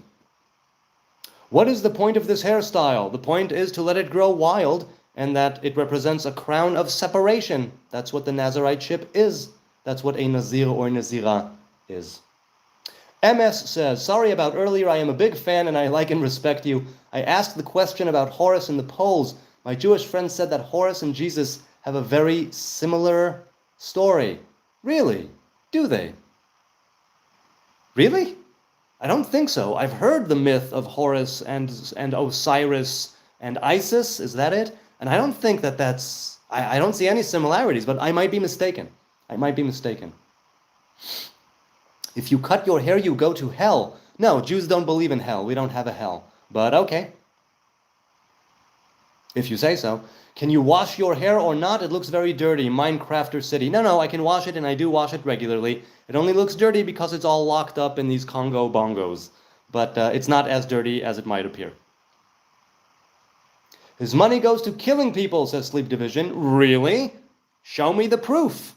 Put your money where your mouth is. If this money goes to killing people, please do tell me. I would love to know. Speaking of money and killing people, let's go. 448 votes in the poll, with Eye of the Tiger still there, Sauron and Horus neck and neck, and Newt and Eye of Newt and Toe of Frog once again lagging behind. I don't know what we'll do about that Eye of Newt and Toe of Frog. I don't know what we'll do. Flipper says, why were Jews kicked out of some countries? Kicked out of many countries, over 100, about 110 or 12, they say, for different reasons. There is the physical reason. Look, first of all, people will kick Jews out and dislike Jews and hate Jews on general principle, and then they'll make up the reason. They're too religious, they're not religious enough, they're too integrated, they're not integrated enough, they're too rich, they're too poor, right? They control the world, or they are sick, sick rats and cockroaches that need to be squashed out. I don't know. People will find any reason to hate the Hebrew folk. As for why, you'll have to ask them and not me. But I'm inclined to think that it's either for reasons of, I've been told rather, I'm not inclined to think it, I've been told that some people consider Jews to be the conscience of the world, as it were, because we brought in the Bible, we brought the Ten Commandments, we brought that idea, right, that billions of people base their faith on. Muslims and Christians all over the world recognized that the Jews had that original covenant with Adonai, and the Christians later said it's a new one, and the Muslims said it's a later revelation and the final one. But they all acknowledge that Musa was a prophet, right? Moshe was a prophet, Moses was a prophet, the father of prophets, the lawgiver. Who did he give the law to? Why, to the people of Israel, of course, which means that to some degree, we remind people, A, that their covenant was not the first covenant, B, that we were the ones who brought it into the world. And in that sense, we might be the Jiminy Cricket of the world, right? I know, JC, Jiminy Cricket, spare me. But yes, what I mean is, I know what that's about. The point I'm trying to make here is that those who consider Jews, even unconsciously, to be the conscience of the world, they will do many things to stamp it out, to ignore it, to make it go away. And I think that's why. Or some people think that's why Jews were kicked out. But for many other practical, material reasons too, I'm sure. Jews have deviated from the word of God. Yes, it's true, we have, but we are making a comeback to the covenant. That's the deal. That's the deal. We always go astray, and we always find our way back. Just like when I fight with my woman, right? We are quick to anger, but very quick to come back and in a loving embrace, right? So the people of Israel are like that, and that's what it says about God, right? B'shetzef ketzef, what was it? B'shetzef ketzef, right? In a moment of anger, I turned you away, says God through the prophet, but when I come back to you, it will be with a long embrace. So, yeah, of course we turn away from God, but the covenant does not end because we turn away. We simply get our asses kicked. We get diseases, we get exiles, we get, burned buildings and destruction and woe, but the covenant exists. The covenant persists throughout all of the exiles, throughout all of the transgressions, throughout all of the turning away. For how long did anti-Semitism exist? Well, presumably ever since Shem, son of Noah, came onto the scene. He was the first Shem Semite. Traditionally, presumably people who did not like him were anti-Shem, anti-Semites. Life could be a dream, says John. Yes, I concur. Life could be a dream. And when you die, you wake up. Sleep Division says, they sent every country they were into debt. Look at America right now. You're blaming Jews for the global debt? I would love to know, because that, I would think, is something you can actually prove with financial papers, documentation. Please tell me, Sleep Division, what on earth do you mean? I would love it if you would provide. I'm not saying you're wrong. I'm saying please provide proof. Right? You made an argument. You made a claim. Great. Back it up with an honest proof. Oh, a super chat came in. Let's see. JP says they didn't invite the draft to the party. He was a pain. Why didn't they invite the draft to the party? He was a pain in the neck. I don't know what you mean, JP. I don't get the question. Why didn't they invite the draft to the party? He was a pain in the neck? I don't know what that means. Does somebody know? Can somebody tell me what that means? I have no idea. Obviously, I don't know what that means. Somebody please tell me in the chat, or maybe JP, you tell me. If you're in the chat, tell me, what does that mean? I have no idea. Giraffe. I think he meant to say giraffe. Is that it? Okay. Do you believe the earth is flat? Looking for Lulian Moss? No, I don't believe the earth is flat. I believe it is a round sphere-like thing, but metaphysically it has corners, in the sense that it has 4 points that correspond with the 4 elements, that correspond with the 4-letter name of God, that correspond with, well, other things that are 4, let's put it that way. Do you think, asks Flipper, Judaism, Christianity, Islam were and still the tools of power and control? Have you ever considered it all made up tools of the powerful? Of course I have. Of course I have. Of course. I just don't think that way. I think that organized religion can definitely be a tool to use in horrible, horrible ways. Do I think that that's what it is from the beginning? No, I do not think that that's what it is from the beginning. No, I think religion is a wonderful thing that can be easily corrupted, manipulated, and turned to wicked and malevolent ways. But just because of that, I will not throw the baby out with the bathwater. Because a religion, and I'm saying a religion broadly speaking, is a path. You commit to something. You take on a yoke, a burden, a discipline. And that has merit. That has a lot of merit.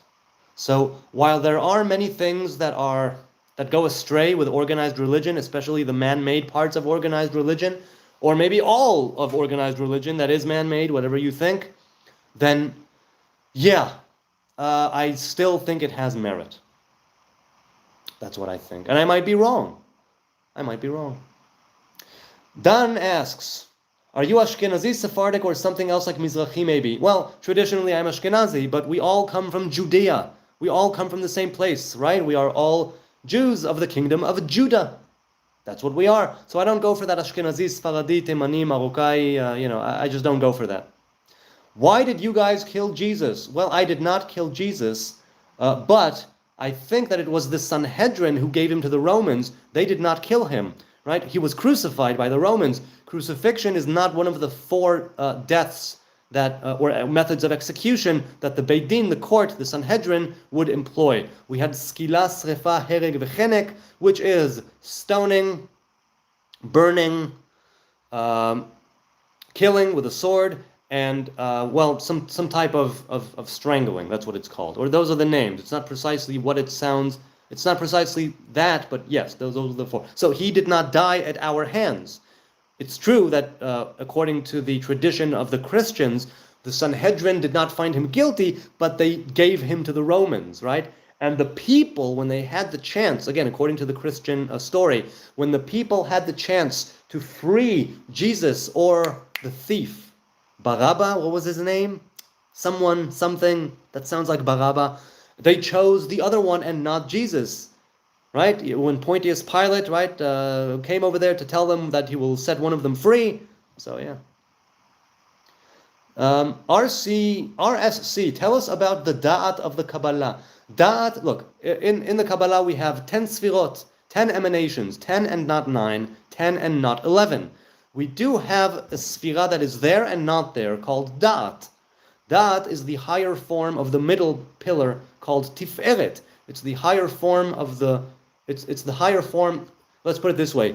Chokhmah and Binah correspond with the 2 hemispheres of the brain, and Da'at is the 3rd eye, over here in the center. It is the bridge between the 3 top Sfirot, Keter, Chokhmah, Binah, the top 3 emanations, and the 7 lower emanations, meaning the top 3 are things which are like the brain, inside.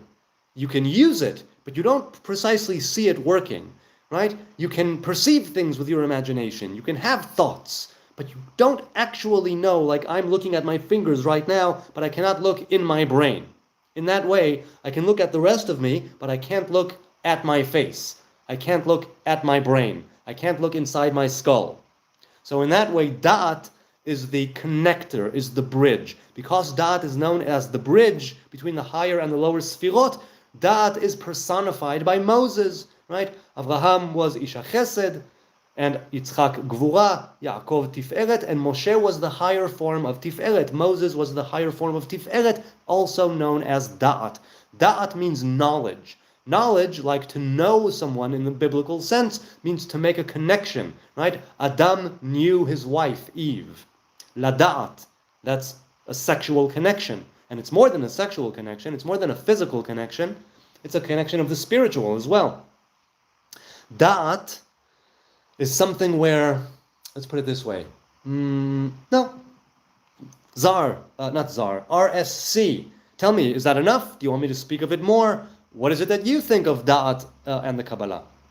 Jacob says, please tell me about the real afterlife, Sheol and Yod He Vav He plan. I have no idea what the plan is. I know that the real afterlife is after we partake of the fruit of the tree of life. We are meant all together as a unified human race, God willing, to go back to Eden and complete the task that we were set in Eden, right?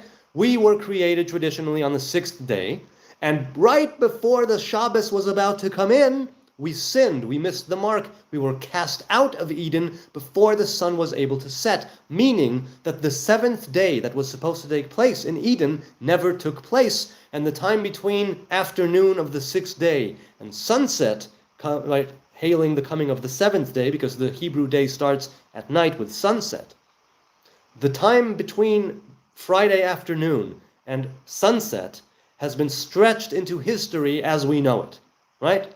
So we are still on the way to the Edenic Sabbath that has never taken place. We are still on the way to fulfilling our mission. That's a singular sort of thing, right?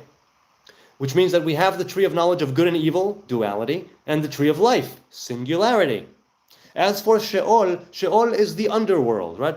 Basically, it's like a kind of Hades, so to speak. There's no river Styx, right? That's the river. But there are other rivers like Nahar Dinur, but I digress.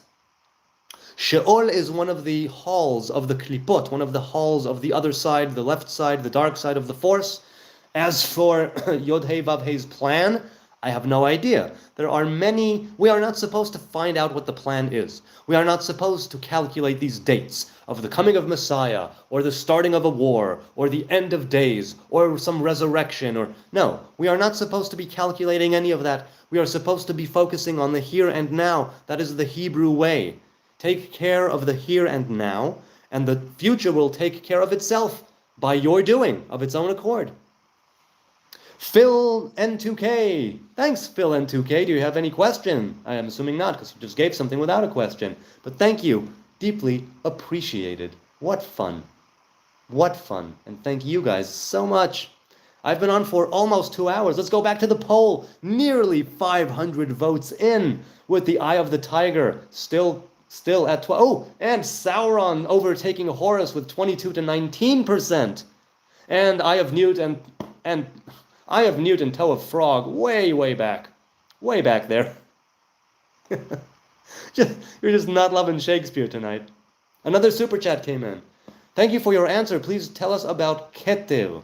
Well, let's put it this way.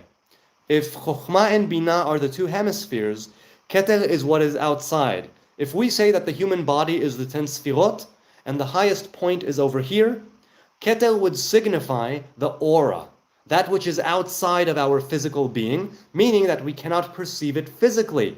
We cannot perceive our aura, even if an X-ray can look inside my skull, and I can see an X-ray, right? And even if a microscope can see inside of a drop of blood and see all of the goings-on there, we do not yet have the machinery to see auras. We can have the capacity as individuals. Wait, there was a glitch? Okay, I'm back. So, Keter. Keter is unknowable and untouchable, right? Revelation starts from Chokhmah, right? We have 4, right, representing Yod He Vav He. Chokhmah Binah Tiferet Malchut, which is the higher masculine, the higher feminine, the lower masculine, the lower feminine, Yod Vav, high and low masculine, He, high and low feminine. Keter is known as the Kotzo Shel Yod, the tip of the Yod, meaning it's not even an entire letter. It's where things begin to such a degree that we can't even do it. I always likened it to inspiration, right? I have a thought that pops into my head. When it pops into my head, that's Chokhmah. When I go with it and I learn something from it and I move it on, and something happens in the world because of it, that's already the working of Binah, the mother who gives birth to something. Keter is the place where inspiration lies. I don't know where it is. I know when it hits me, and then it's already Chokhmah. Then it's already the beginning of a revelation. But I don't precisely know where revelation comes from, and that is the domain of Keter. And we have the 4 worlds, right? Atzilut, Bria, Yetzira, Asiya, traditionally corresponding again to Chokhmah, Bina, Tiferet, Malchut. But Keter has a world that is called Adam Kadmon, primordial Adam. And sometimes it's considered to be one of the worlds, and sometimes it's not. Again, it's a Kotzo Shel Yod, it's the beginning of something. Now, Keter here is a few things. First of all, Keter here, oh, by the way, speaking of Da'at, right? Tefillin is the crown that gets you from Tiferet to Da'at. Tefillin is the crown that you put on your head, a crown of leather that you put on your head that elevates you to Da'at, let's say, right? It's the crown of Tiferet. The Nazarite chip, Nezer, means crown. That's why it says that it's a crown of separation, a crown of consecration. The one who represents Chokhmah in this world is the high priest. The one who represents Keter in this world is the Nazir or Nazirah. The Nazarite man or woman represent Keter. That is also why Nazirim do not wear tefillin. Either that or they wear it all day, and it's an ongoing thing with Nazarites whether or not they wear tefillin. But that's why, because we have Kar Kafta de Manach Tfilei, the head that wears tefillin, Tiferet, and we have Kar Kafta de Lamanach Tfilei, the head that does not wear tefillin, that is Keter. Now, I must always qualify this and say that all of the sfirot that we speak of are not actual real things in reality. They are manifestations of God, and we use these material, physical terms in order to convey spiritual ideas. But none of these belong to the divine. They are merely attributes of the divine, garments and clothings in which God reveals himself to the world. But much like you would say that I am revealing myself in this giraffe costume, but I am not a giraffe. I'm revealing myself in a giraffe costume, but were I to step away, the costume would fall. It has no existence and movement on its own. I am the one who is animating it, right? So I'm causing the fabric to go up and down. But if I simply took it off and left it on the floor, it would not go up and down in that same way, because I'm the one who wears it, and so I'm revealed through it, but I am not it. In the very same way, the 10 Sfirot reveal divine revelation in the world. They are the divine emanation, and we are made in that image, but they are not God. They are all revelations of God. And Keter is that higher form that is unknowable, right? That's why it's a crown. A crown is something that, if you're a king, it's something they put on your head from the outside. If you're a priest, you're anointed with oil, and that's something from the outside. If you're a Nazarite, the crown of separation grows from the inside, from the highest point, the crown of the head, all the way to the lowest point, low as God can grow it. The hair of the Nazarite grows. So Keter is something that is the attribute of patience. It is the attribute of humility. These are associated with Keter. The Nazarite chip is associated with Keter, and there's a higher crown and a lower crown, and the tefillin are the lower crown. That's why I don't wear it, because I choose the higher crown. Okay. I mean, I wonder if there's anything else that I could say, but tell me, ask me, RSC. That is Keter. Keter means crown. Now, Keter and Malchut, which is the divine feminine presence, the 10th Sphira, right? What does Eliyahu say in the Tikkunei Zohar? Keter Elyon, Ihu Keter Malchut. The higher crown is the crown of Malchut, because there's a point where we have two ways of looking at the Sphirot, from top to bottom and bottom to top. If we look at it from top to bottom, Keter is the first. If we look at it from bottom to top, Malchut is the first, right? And the Sphirot sort of turn, and they go upside down. There's also that sort of revelation. Likewise, we must remember that in every Sphira there are 10 Sphirot, meaning you have the Keter of Keter, the Chokhmah of Keter, the Bina of Keter, and so on and so forth. So, depending on what it is that you are trying to learn, what piece of Torah, what piece of lore, or what is it you are trying to achieve, you would personify or embody a certain sphira, right? In a certain way, under certain circumstances. Or Purim, for instance. Purim, right? Purim, why are we commanded to get blessed, right? And lehitbasem ad de lo yada. What does it mean, ad de lo yada, until he doesn't know? It says in the Talmud, a person should become so intoxicated on Purim that he does not know between cursed is Haman and blessed is Mordechai. Why? Because at the root of Keter, there is no duality. The duality begins with Chokhmah and Binah, mother and father, higher and lower. In Keter, it's the root, and it's a oneness at the top of this triangle. There is no duality there. Ad de lo yada means to reach a point where you don't know, above da'at. Ad de lo yada. It also corresponds to one of the crowns of Keter that is called Reisha de la et yada, de la yada u de la et yada. The head that does not know and is not known. I don't know, am I rambling? I think I'm rambling a little too much. I think I'm rambling. I'll keep it at that. So that's what I have to say about Keter. And Purim. Purim is considered to be one of the highest holidays because it corresponds with a form of Keter, so to speak. Okay. What about 16M Christians kill in Bolshevik revolution? What about the 16 million that were killed in the Bolshevik Revolution, Phil? It's Phil, right? Yes, Phil. What about them? There's a revolution. People die all the time, especially if it's right things going on back in, the Bolsheviks, they took it from who? From the Tsars, and then the communists took it from the Bolsheviks, right? Am I correct? Am I remembering my history correctly? But what do you mean, what about it? People die all the time. In every war and in every revolution, people die. Burke says, what about Matthew 35, what about Matthew 27, verse 24, 25? Well, I don't consider the New Testament to be any kind of lore or faith. It can be wisdom, but not faith. Pontius Pilate, seeing a riot rising, washes his hands to symbolically declare himself innocent of Jesus' death, telling the crowd, "You see to it." The Jewish crowd responds, "His blood be on us and on our children," accepting responsibility for the crucifixion. Well, presumably the gospel was written after Jesus had already died and Christianity was starting to take hold.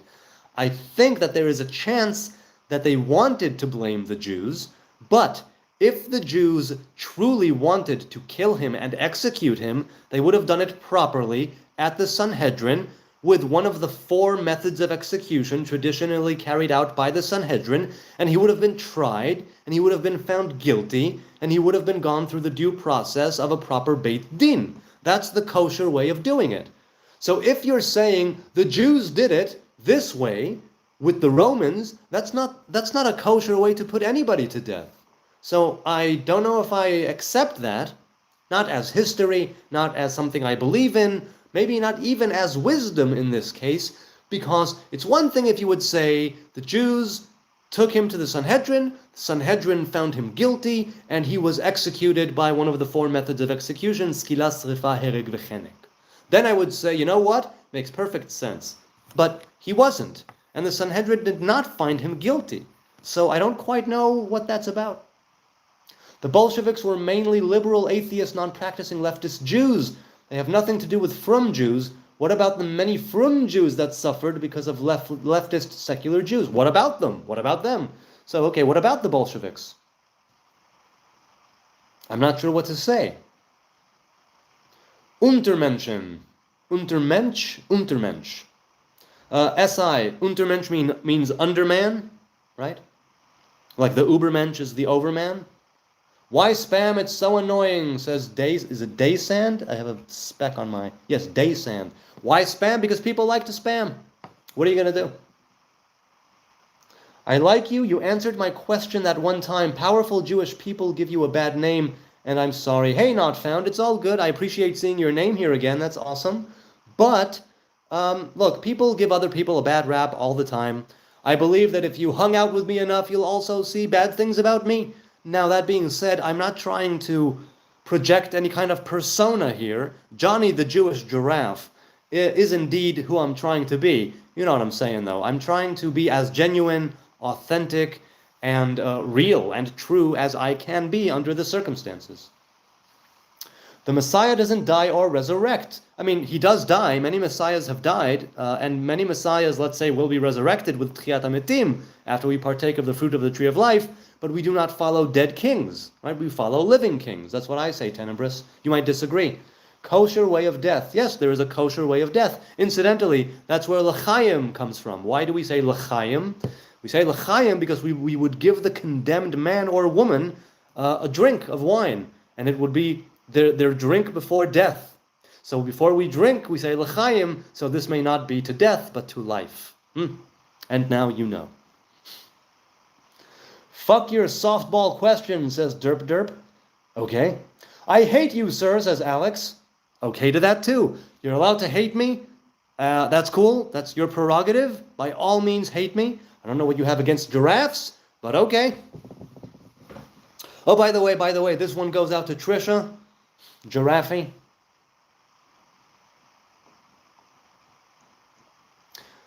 All of you are believing religious fraud. All of you are believing religious fraud. All of you are believing religious fraud. All of which are American dreams. All of which are American dreams. Who said that, huh? Tell me that in the chat. All of which are American dreams.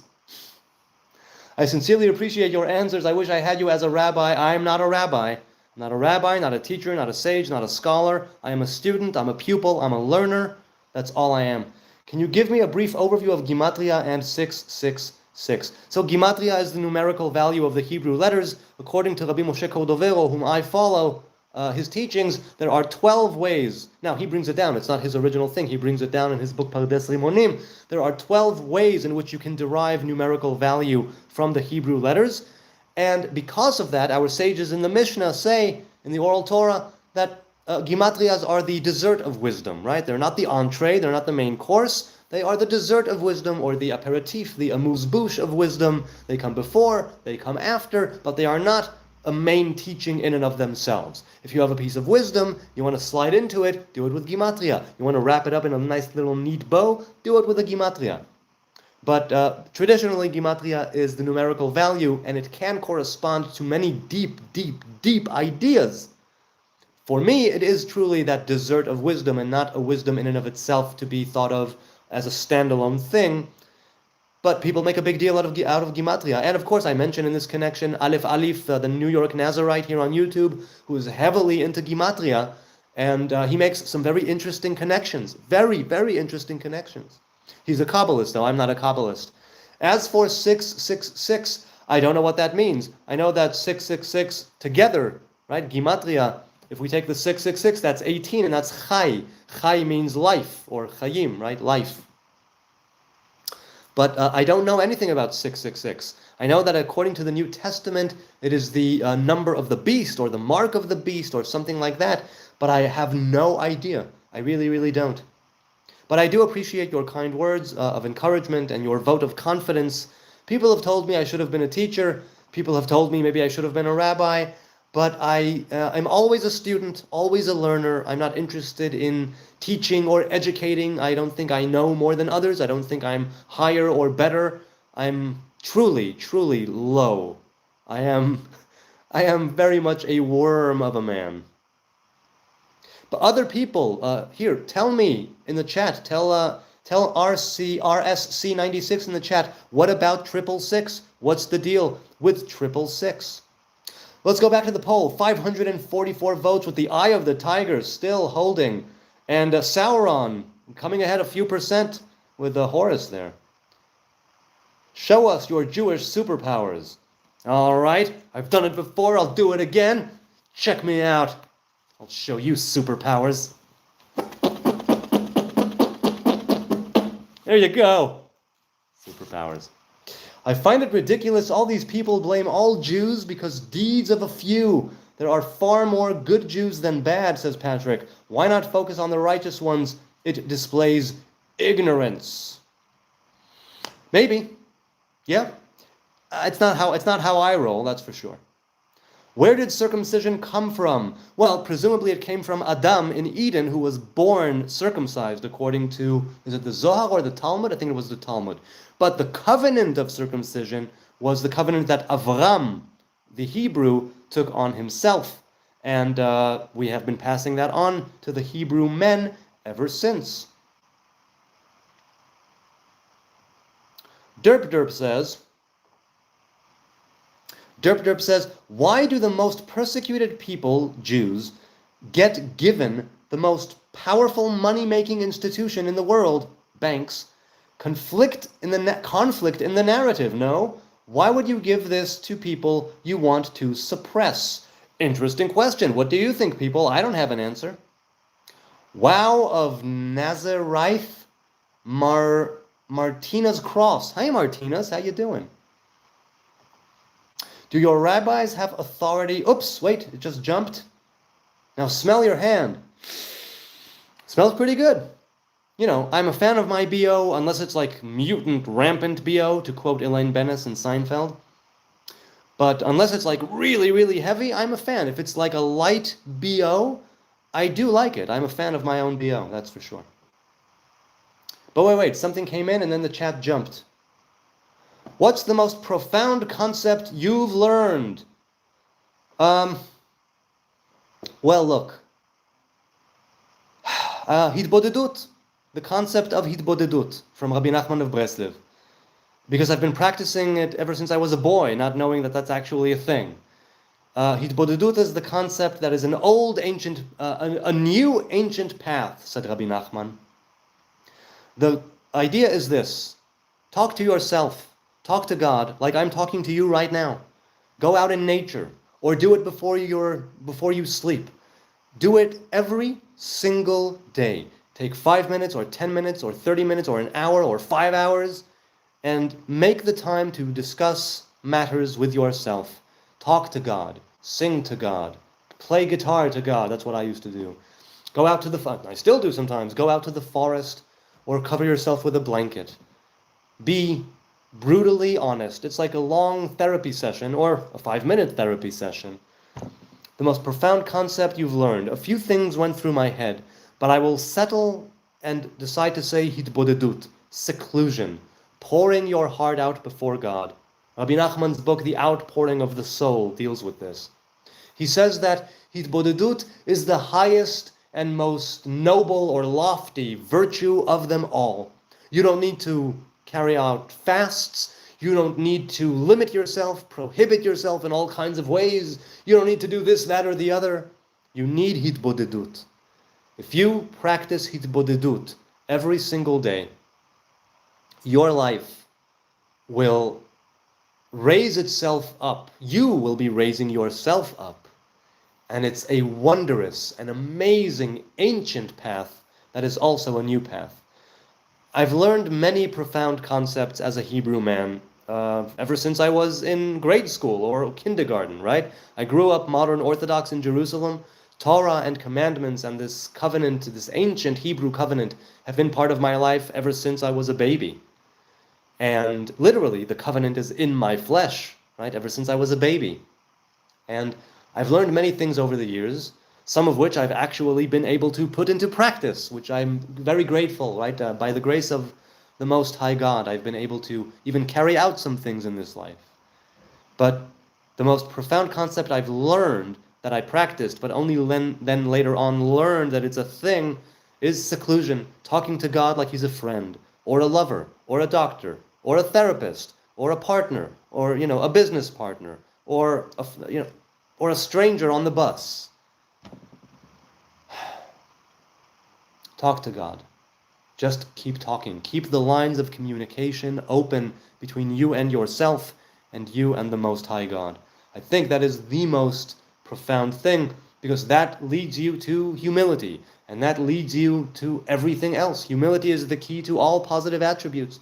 Humility is the key to all positive personality traits. So yeah, just talking, engaging in dialogue with the Most High, that is the most profound thing. It's the most life-changing thing. Definitely. That's what I think. And I might be wrong, because other things did come first. Right? Like the idea of the Ramak, that there's creator and creation, and that there's nothing truly that is connecting them, and it's a miraculous thing. There are all revelations, all emanations, but nothing actually is the Creator. The Creator is unthinkable, unknowable, inconceivable. That's pretty profound. Many people think that we have a divine soul that is connected, literally connected, like with a thread with the divine. Ramak says no. That thread ends somewhere, and there is something there that is unknowable and does not touch the divine. Or the idea of the Edenic Sabbath that we are supposed to, right, the job we're supposed to complete. That's pretty profound as well. Pretty profound. Or the idea of why evil exists in the world, right?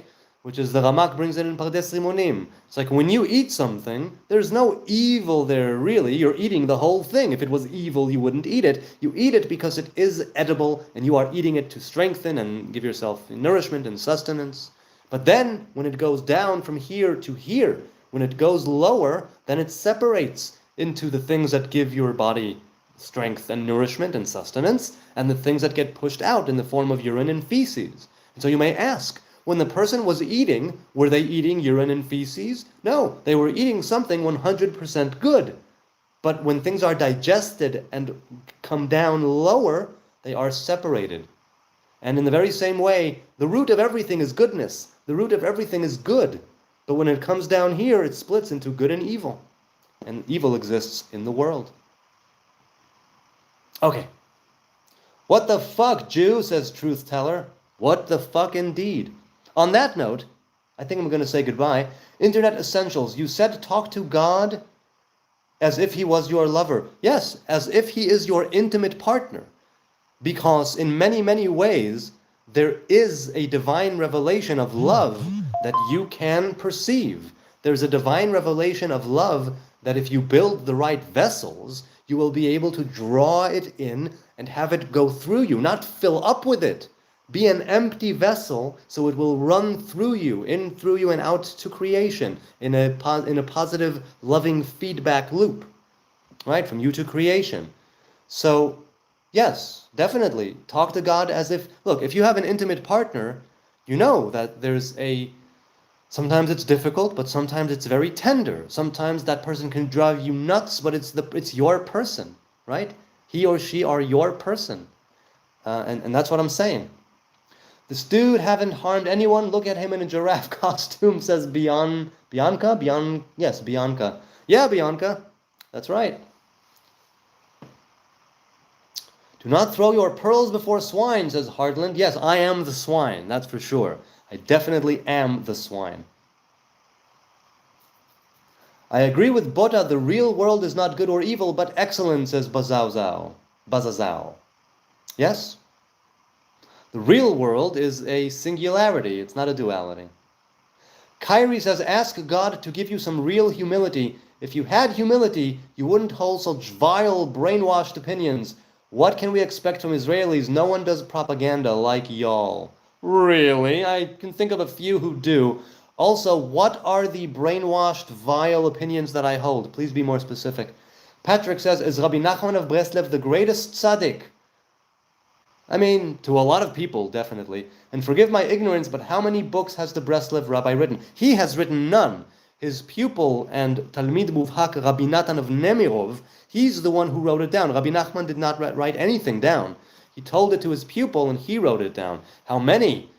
Many of them, right? I mean, there's the Likutei Moharan 1 and 2, there's Hishtapchut HaNefesh, there's Meshivat Nefesh, there's Sichot Haran, Likutei Halachot, there's Sefer Hamidot, that's like already close to 10. Ibeha, which one is it? Ibeha Nachal, or is that a new one? But those were the main ones. I think I just enumerated and laid out the main ones. Maybe I left out one or two main ones. I don't think I did. I think I got most of the main ones there. Yeah, I think I did. Okay. I mean, says Shimi. If Israelis do propaganda, they are not going very well at it. Peace be with you, brother, and you. Tzaddik means saint. No, tzaddik is not a saint. Kadosh means saint. Tzaddik means righteous person. Now, to be a righteous person, there are different people who enumerate the mitzvahs and people who are, let's say, philosophers in Judaism and who say, this is what it takes to be a tzaddik, and after that you're a chassid, right? So there are different ways of thinking. Ramchal has a very precise, Rabbi Moshe Chaim Luzzatto, the great Kabbalist poet and playwright and philosopher, he has a very, very technical definition of what a tzaddik is. I was saying these people aren't getting what you say. It's a Bible verse, says Heartland Orchard. Oh, okay.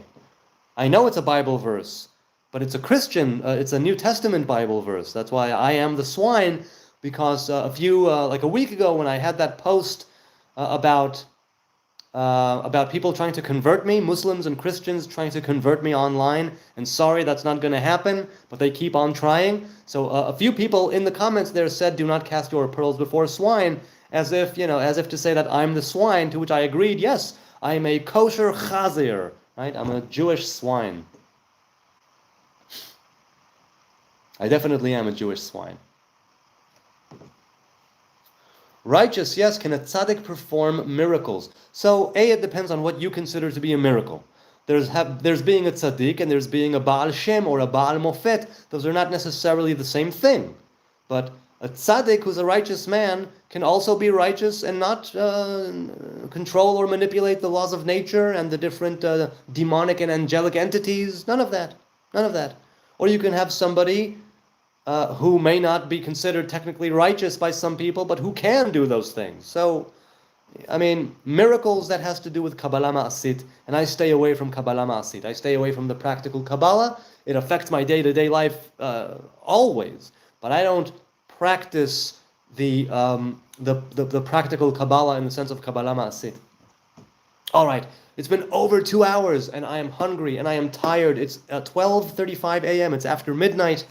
I will say thank you, a deep and honest and heartfelt thank you to all of you, those watching now, those watching later. Words cannot truly describe the joy and the wonder that doing this live stream is every single time. The likes and the subs and the views are wonderful and I appreciate them. Truly, it drives traffic my way and that's awesome. But it's the engagement and it's the chats and it's the comments, the people who keep me on my toes, the people who educate me, right? Iron sharpens iron. You teach me a lot. And it's so much fun to have these conversations with you. It's so much fun to have this digital connection with you. I wouldn't trade it for, well, many things, but it's so much fun. If I didn't get to your chat, please leave a comment. I address every single comment that is addressed to me. So if I didn't get to the chat, my apologies. Don't despair. Leave a comment. Incidentally, if you want to hit me up in the DMs, Hebrew Nazarite, across the board, look for my tree. I'm on X, I'm on TikTok, I'm on Instagram and Facebook. I don't post much, but I'm there in the DMs for that reason. That's why I started those accounts, for the DMs mainly. And hit me up if you want to have a one-on-one. I'm always up for conversation if I have the time. And I think that's it. Have a blessed new moon. Positive vibrations to all of us. And on this new moon, let's, with this revelation of the divine feminine presence and of the new cycle of the moon, let us a quick prayer for peace, prosperity, righteousness. And may war and bloodshed be taken away, even right now as I am speaking these words. May we be able to break out of the bonds of the things that enslave us and that keep us apart from each other. The things that differentiate us in the negative way. May we be able to build bridges toward peace and find common ground, embrace each other as human beings, God willing. God willing. So until, hopefully, tomorrow, I may not do a live stream. I have a family thing going on. I may not be here until Thursday, if that. Either way, I will see you on the next live stream, where the wonders never cease. I don't know when it will be. I hope tomorrow, maybe the following day, maybe not till next week, I don't know. Be blessed, be a blessing. Those of you who are observing and the Ramadan, have a blessed Ramadan. Those of you who are getting ready this Adar for Purim, have a blessed Chodesh Adar. And those of you who are just into the new moon, have a blessed new moon, regardless of whether you call it the 12th month or Adar or Ramadan. It's lovely to be here with you. I deeply appreciate it. I don't take it for granted. You take time out of your day, your life. It's so great. Be blessed, be a blessing, be the light in other people's lives. Until the next time, goodbye from Jerusalem. L'chaim.